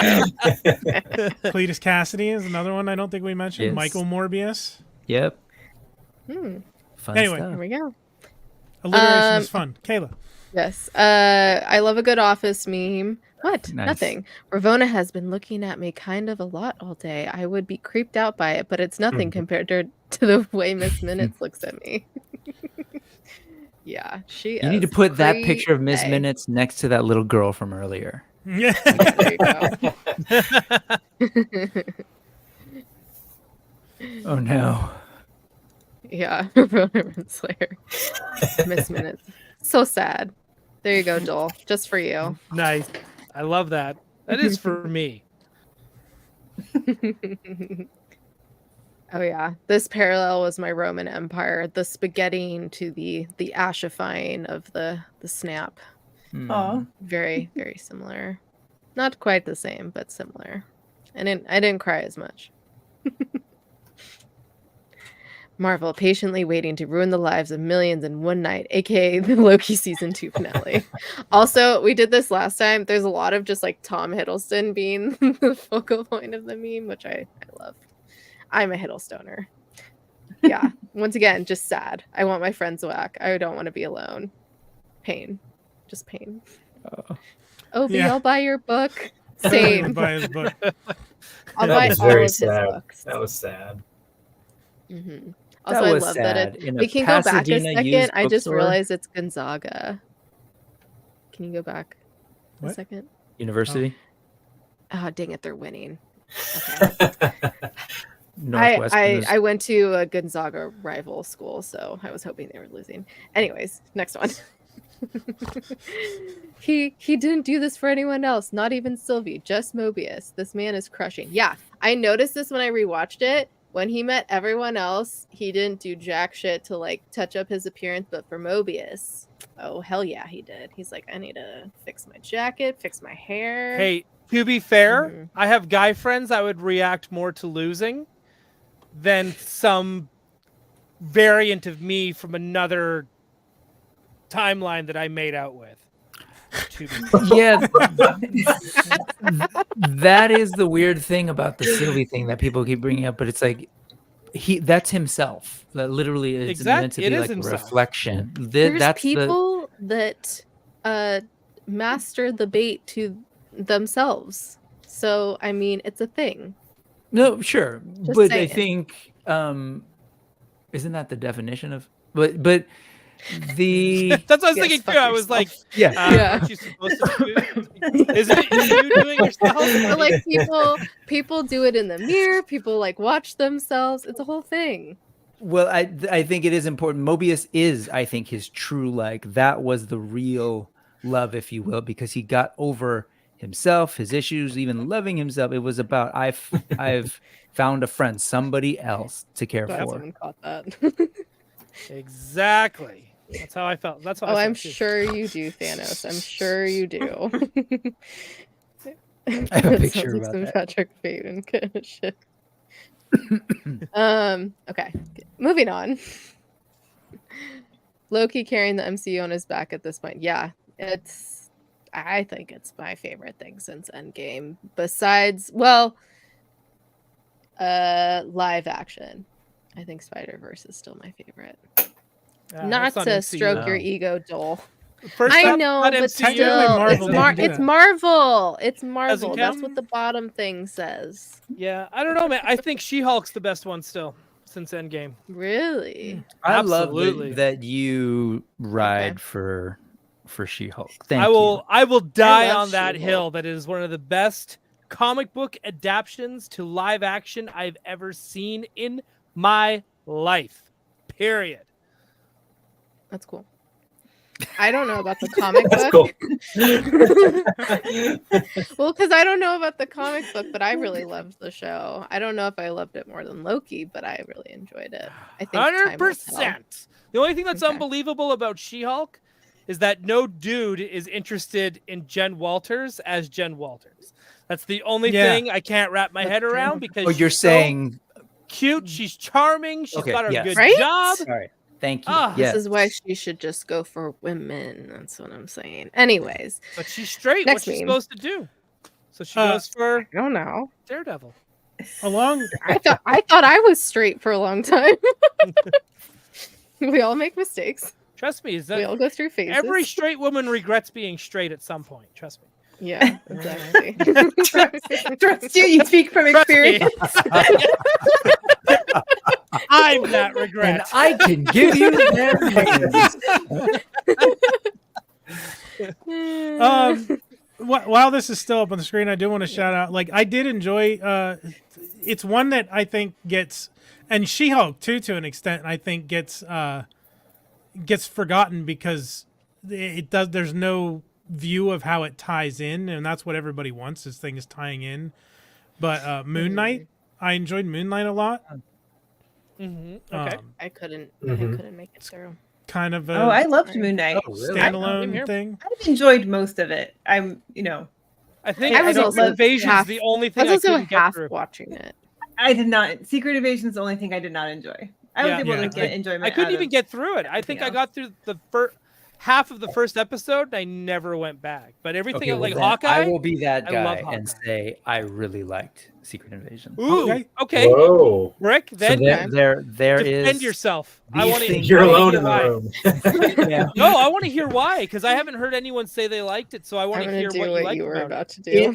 It Why has isn't my keyboard clicking? its flaws for sure, but I would say that all of these things do. But so I don't think that it was any more flawed than or any less good than a lot of the things that we've seen in the MCU. I liked the story of the Skrulls and the notion that Nick Fury, I think with some good intention, wanted to help them, but ended up creating the problem. There's like a lot of subtext in it that I really appreciated, that under the guise of sort of I'm going to take care of you, actually ended up creating a monster that ended up coming back to become the sort of terrorist threat that that could end you. I enjoyed it. Things are falling I down. enjoyed it a lot. Sorry, no, it's okay. Everything is falling. But I really liked it. And I will say I struggle. I did see Marvels today. And the continuity and the vibe of the tone of things was a little weird for me, going from Secret Invasion to It is Marvels very with different. Nick Fury in particular. Yeah. But so It's I kind liked of it. like, I prefer without spoiling it. Yeah, without spoiling it, it's like Miss Marvel, Captain Marvel, and Guardians had a baby, essentially. That's the Marvels. That sounds great, though. Yeah. I sounds I fun. really enjoyed it. fun. Once again, without It's spoiling, it's incredibly fun. I really enjoyed it. My kids had a enjoyed grand it. old- My dad loved it too. He was Mm-hmm. like, I want more of Iman. I'm like, me too. She's great. Let me show you Miss Marvel. You need to go watch it now, Dad. And so since I'm all right. still in this giant thing, Yeah, I was defending gonna say myself for anything. Doell, Anything. if I could just say, I think what you just shared, Kayla, and what we've talked through is that with these Marvel things, all the MCU, I believe that there are people out there who really love. There's people who love every single one. Meaning, yeah, there's somebody who loves each of these things. Is that what I'm trying to say? Mhm. Yes. Yeah. Mhm. And I think that There's is the something for beauty everyone. of the. Thank you. You're so much better at the words. There's I'm usually something. not. That's the beautiful thing about the MCU. And we have to acknowledge, I think, that no one has done what Marvel Studios has accomplished. Like everyone back in the day when I was growing up, and then through the 90s later, everyone wanted these franchises, right? Mhm. How many franchises do they have within the MCU? And the MCU itself is a giant franchise. And the MCU and its attempt, the way it's done so much of its storytelling, has almost like laid the blueprint for a lot of people trying to like play catch up or mimic it, whether it's the end credit scene or the notion that things tie together and you plant things in, right? We've seen Universal try to create a monster universe and fail. We've seen DC, try, and they're still trying, right? So like people are desperately trying to do this thing when, I don't know, to me, this whole Marvel thing is fantastic in what it's been able to do. Not everything's great, but that's the movies. I don't go to every movie and I don't go, oh my God, that was fantastic. Yeah. And I have never felt bored or like angry or when I've seen an MCU thing, they haven't all been great. And I have yet to find a Marvel movie where I didn't find someone who wasn't just like, oh yeah, I kind of liked it. Like I've found people who are like, I love that. So that's why I was excited when I heard Ryan talking about She-Hulk. Like that is awesome, because I haven't heard a whole lot of that besides you and my brother. I haven't heard folks go like, I love She-Hulk. So they're misogynist. They got called out that in that Megan. show. I love Megan the Stallion's in it. Fuck all the people that are like, what the fuck is she? I fucking love that shit. Same here. I eat it up. Yeah. Every one of these projects is somebody's favorite, right? Mm-hmm. Like, yeah. There's something for everyone. I think that's what I love about it as well.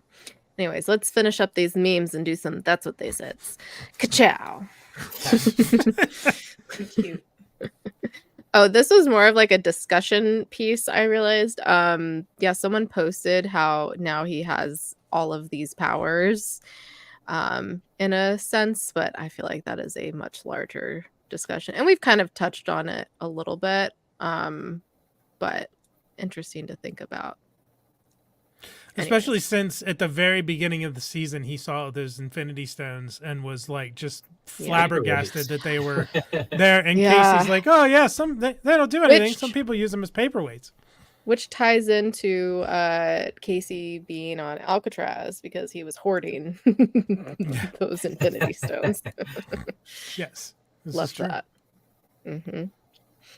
Yeah, Avengers Infinity War is ashes. Loki season 2 is pasta. The Pastaverse. This is the most painful parallel I have ever seen. I want to cry for eternity. Yeah. But I mean, it obviously worked out. And everybody accusing story-wise. Everybody accusing Loki of just wanting a throne, and Loki being like, I don't want a throne, and then he ends up on a throne.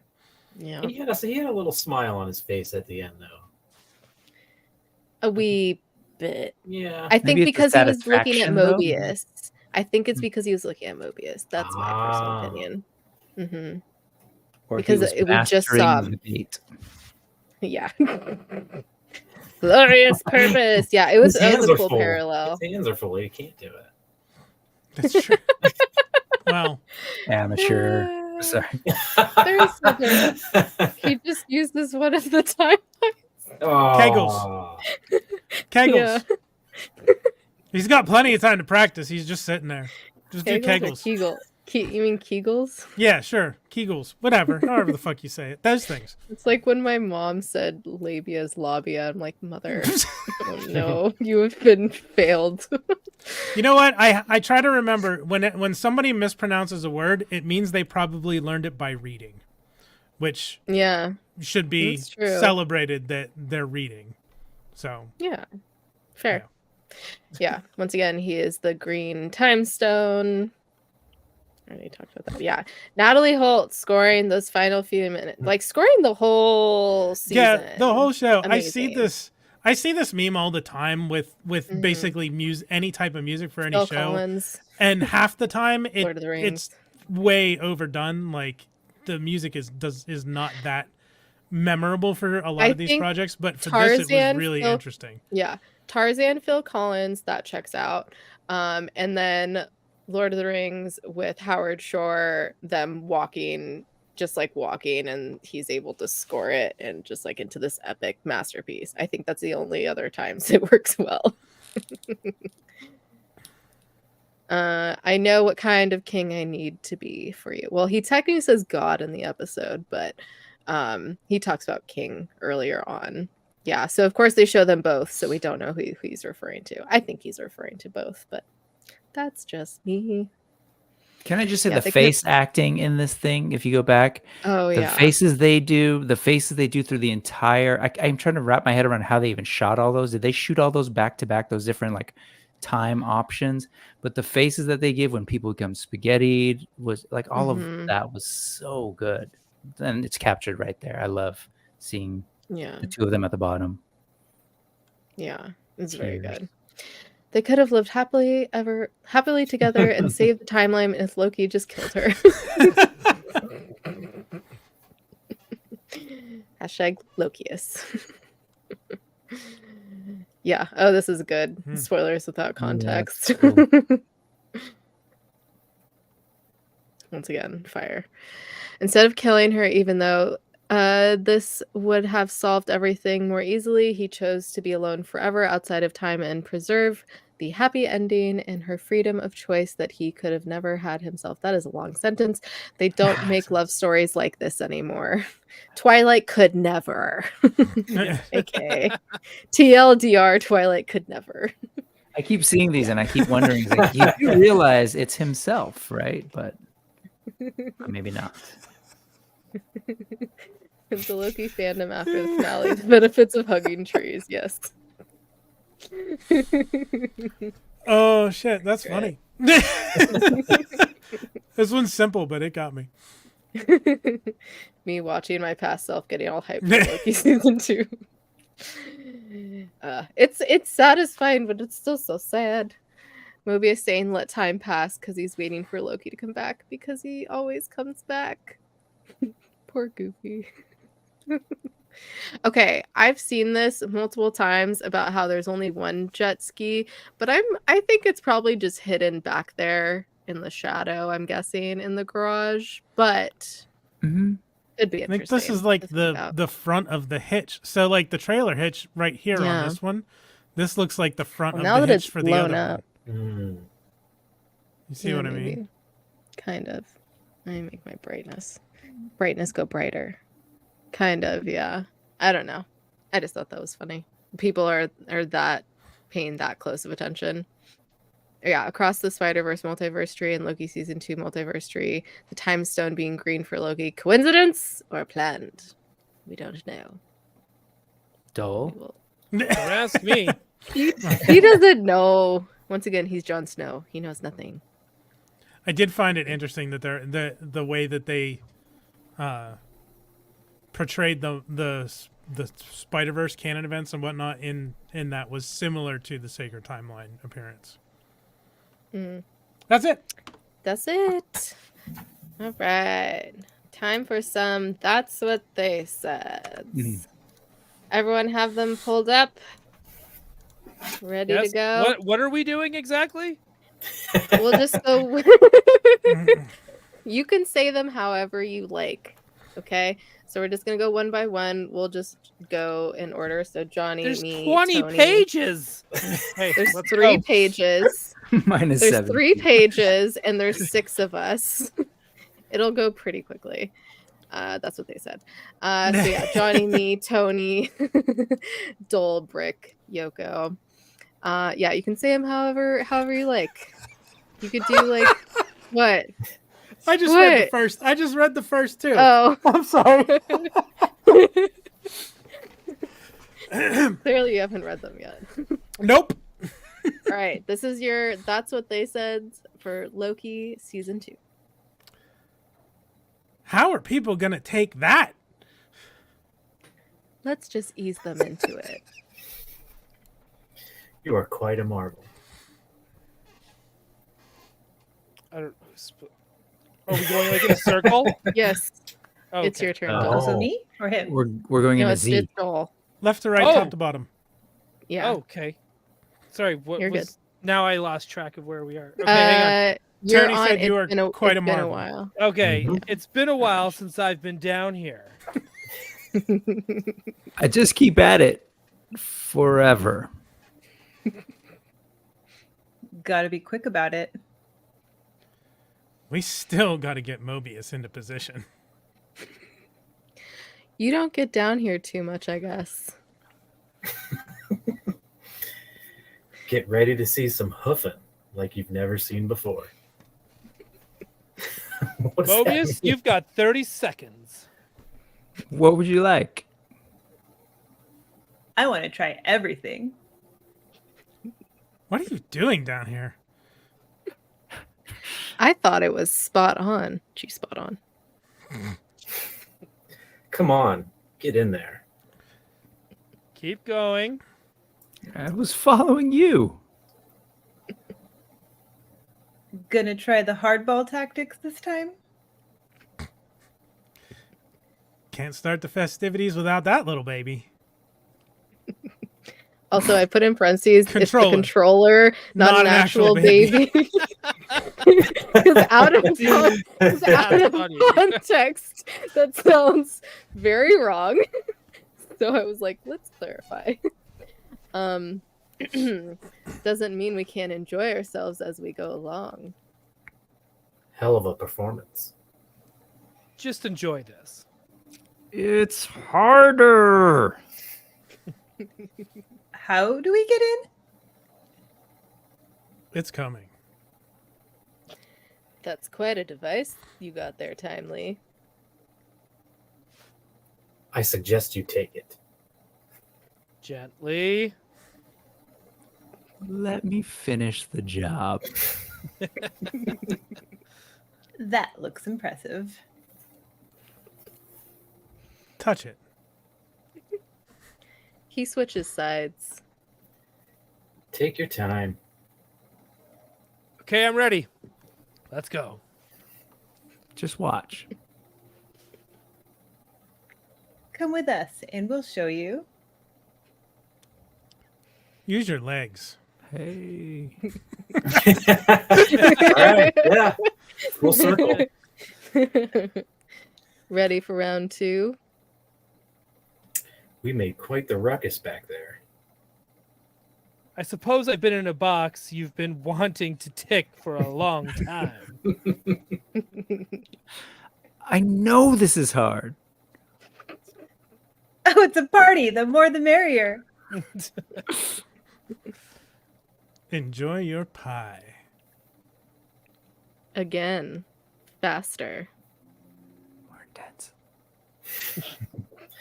I can't give it to them without you. Thank you for your service. Is it really that hard? It can be a little bit sticky. Oh, yes. It worked. It's working right now. That ending was That was good. excellent. That's good. Those are your That's What They Said for Loki season 2. I love how you kept getting the hard ones, Brick. I was just gonna say, why am I getting all this hard stuff? It's so hard. That's what they said. Use your feet. uh, or no. Sorry. yeah. I Well- mean, if you're into it, no yucking yums. Thanks, guys, for participating in that. Always a lot of fun. Also, to like see how people say them too is fun. All right. Any other final thoughts before we geek the F out of here? Sure. Watch me, Ryan Doell, on Toy Anxiety every Tuesday, 6:30 p.m. Pacific. Dole, we were gonna ask you that already. Fully adjusted, great childhood. You know what? I'm just jumping right into it. So you'll find me on Tuesday alongside Craig Goldberg, Abigail Gardner, and Jacob Walsh. It's Jacob Walsh's birthday, by the way, so be sure to wish him a happy birthday. Happy birthday, Jacob. Happy birthday. Happy birthday, Jacob. And while you're online, go stay on there till Wednesday. And then that's when you can watch Lexi and I do Gotham City don't Tonight at leave 7 YouTube. p.m. on Pacific, where we're going to talk all things, not just Batman. We'll talk DC. We'll dabble in some Marvel there as well. We usually talk mostly about like comics and movies. But when Lexi's gone, I like to talk about toys. Toys like, spoiler alert for Tuesday, Uh-oh. DC superpowers. And, you know, then just keep tabs on both channels because we're dropping all sorts of different content. Lots of Ghostbusters stuff, all that kind of stuff that's happening because apparently there's a new Ghostbusters movie coming out. So get ready for that next year. There is. There is. Yeah, you'd never know. Everyone go buy your red jacket now. And I just saw an ad for that. And yeah, no, that's it. That's really that. Those are all my plugs and final thoughts. Great episode. Great talking some Marvel and geeking out. It's a lot of fun. Yay. Well, thanks for being here. I guess you got to jump on it. Tony, you want to go next? Where can everyone find you? What do you have coming up? Going on right now? You can find me at Phantasm Toys on Instagram and all the socials, and we got our big boys, the Colossal Scalaries and the regular companion size Scalaries available right now at phantasmtoys.com, and stay tuned because we got a lot of fun stuff coming up. Hey, quick question, Tony. Nice. Sure. Let's do it. Benucci was just in town from Australia, correct? Still. Oh my! Did he move in? Almost. That's amazing. How was it? You guys went to New York City Comic Con, correct? Correct. Yeah. How was that? I want to know. Like for you guys. And how was it for Benucci? Because, he's not from the North American region. So. Well, we went to New York on what was it? Thursday, so we were there for a few days before and saw the sites, Statue of Liberty, and all that good stuff. So his head was spinning already. And then we actually got a ride from Ecto NJ, the New Jersey Ecto 1, and they picked us up from the hotel in an Ecto 1 and took us to Comic-Con. And on Sunday, it was the last day. So with just doing that, and then all the people, and actually going and we met Trevor, and he had a time of his life. He's still coming down from it. Yeah, I bet. You guys are gonna have to go do the. Sony studio tour at some point. You're gonna have to fly to the West Coast. He was talking about, because he's got to go over there when he goes home. Maybe going over a little bit early and spending a couple days before he heads back to. Does he stop in LA? Yeah, I'll message him because if he does want to go do the tour, I'll hook him up with a little bit of extra. Though I'm pretty sure Eric already knows who he is, so he should probably already be hookups regardless. So he should be right. I think so. But anyways, if you haven't checked out Tony Taylor Toys on Instagram, please go check out Tony Taylor Toys. Give him a follow. Also check out Phantasm Toys. I just let you do it. Right? Yeah, I was going to say. Some of the Doell, you want to just take over from here? Some of the best toys, period. They are beautifully sculpted, beautifully designed, beautifully made. Great stuff. If you're into anything spooky, creepy, and supernatural, check out Phantasm Toys. Tony Taylor, you're the man. Thank you for your service. Well, thanks, Ryan. That means a lot coming from you. Thanks a lot. Look at Agreed. What he said. All right. Yoko. Ryan, do you want to talk about Yoko now? Yeah, give Yoko some props. Yoko, one of the hottest women on the internet, is here right now on our stream. Be sure to check out Livin' La Vida Yoko on Twitch, on YouTube, on Instagram. She's been doing unboxings, cardings. She's been opening up Marvel cards. She's been opening up Ahsoka boxes. She has been, you can also catch her on Boba Squadron whenever there is a Star Wars show that's coming out. She'll be dropping that, and she does Midnight 30. I know I'm small. Everyone check this out. Midnight 30. I always have this ready on the go so I can give this woman props. Be sure to check it out. And then when you check out her Instagram, then don't put it back on her. You put this back to her. And then make sure when you're watching her Instagram, she does this thing that she does every week saying cool things I got this week. Be sure to check that out. Super entertaining. Yoko, did I miss anything? Okay, go. That was very nice. Thank you, Doell. With Ming. Yoko McCann on Instagram. And you just interviewed Ming. Yeah. Occasionally, every Wednesday, Fallen Fett. The Fallen Fett Chronicles. Yes, and we did have Ming Chen on last week, or 2 days ago, I guess. This week, yeah. He's awesome. She's ready for the holidays with those awesome Mickey and Minnie set behind you. Oh yeah, that was my first step. Yeah, my first step was pulling these guys out. So it's always the first step. Uphill from there. Awesome. All right, Brick, your turn. I'm going to be doing Check out Brick Something on Instagram. You will see some of the best toy reviews on Instagram you have ever seen. Yeah. Right? But no, definitely go check it out, because if you're into stuff like Annals of the Warrior Kingdom, if you're into anything that the Four Horsemen do, he does these beautiful setups on his Instagram where it's just like they're on a wheel and they just rotate around. It's beautiful stuff. So please go follow Brick Something on Instagram. Let's get this guy sponsored by Four Horsemen, right? I think that's something that we should all be. He should be like one of those spokespeople. So I think I think we need to all do that for Brick Something. So if you're not following him on Instagram now, follow him right now. Let's turn this man into an influencer.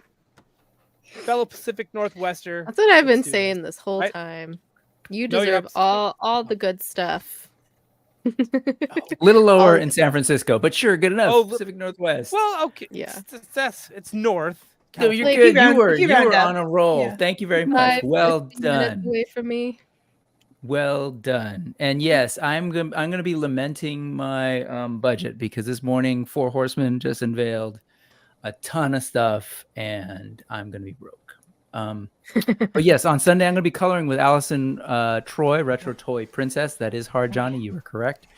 11 a.m. Pacific. We're gonna be coloring some Sectars pages, which is very cool. And Nice. then in the afternoon, because I am pushing for a job of being a shill for Four Horsemen, apparently, at 3:30, the news will be a little early, and we'll be talking all things Mythic Legions, Cosmic Legions, Figure Obscura, because this weekend is Legions Con. So that is all. Ooh. And Dole's the best. Well done. I'm impressed.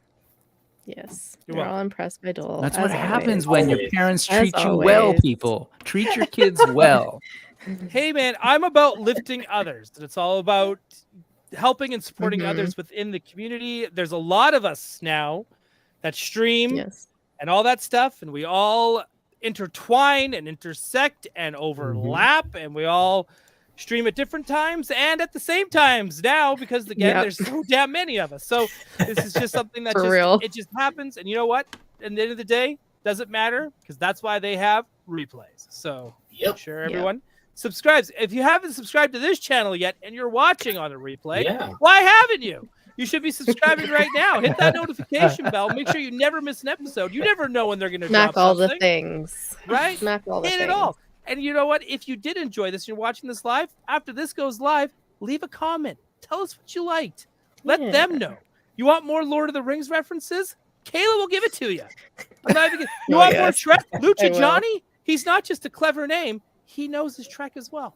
So be sure to check all of that out here on this channel. Thanks, Doel. I have nothing else to say. Doel, we're kind of. What? I was gonna say, Doel, you are a gentleman and a scholar. Thank you very much. Yes. Yeah. Thanks. We've been wanting to have you on for a while, so glad to have you here, and glad to have everyone else. You're catching me Yoko, right before Tony. Right before crunch, so you're doing good. Yeah. You're doing good. Sweet. Perfect timing. Yeah, thank you guys so much for being on. It's been an absolute blast. Thanks for everyone for watching. If you're watching on the replay, thanks for watching. Leave a comment like Doel said. I am mirrored. Yeah, you can follow us at GTFO channel. Everyone else's info is linked below, so if you've forgotten any of that, just look below for all of that. Tony has a shirt. No, Doel is my head now. Oh, nice. Oh, there you go. Wait. Oh my god. Ooh, I like this game. Wait, this is fun. Hi, I'm Tony. Yoko, you don't have to say. Always wanted to do that. Thanks. All right. Well, hope everyone enjoyed Loki season 2 as much as we did. And yeah, thanks for geeking the F out with us. Have a wonderful evening, day, whatever time of day if you're watching the replay is. Bye. That music scared me. Oh my gosh. Yeah, the music did too. I was like, I was like, what is happening?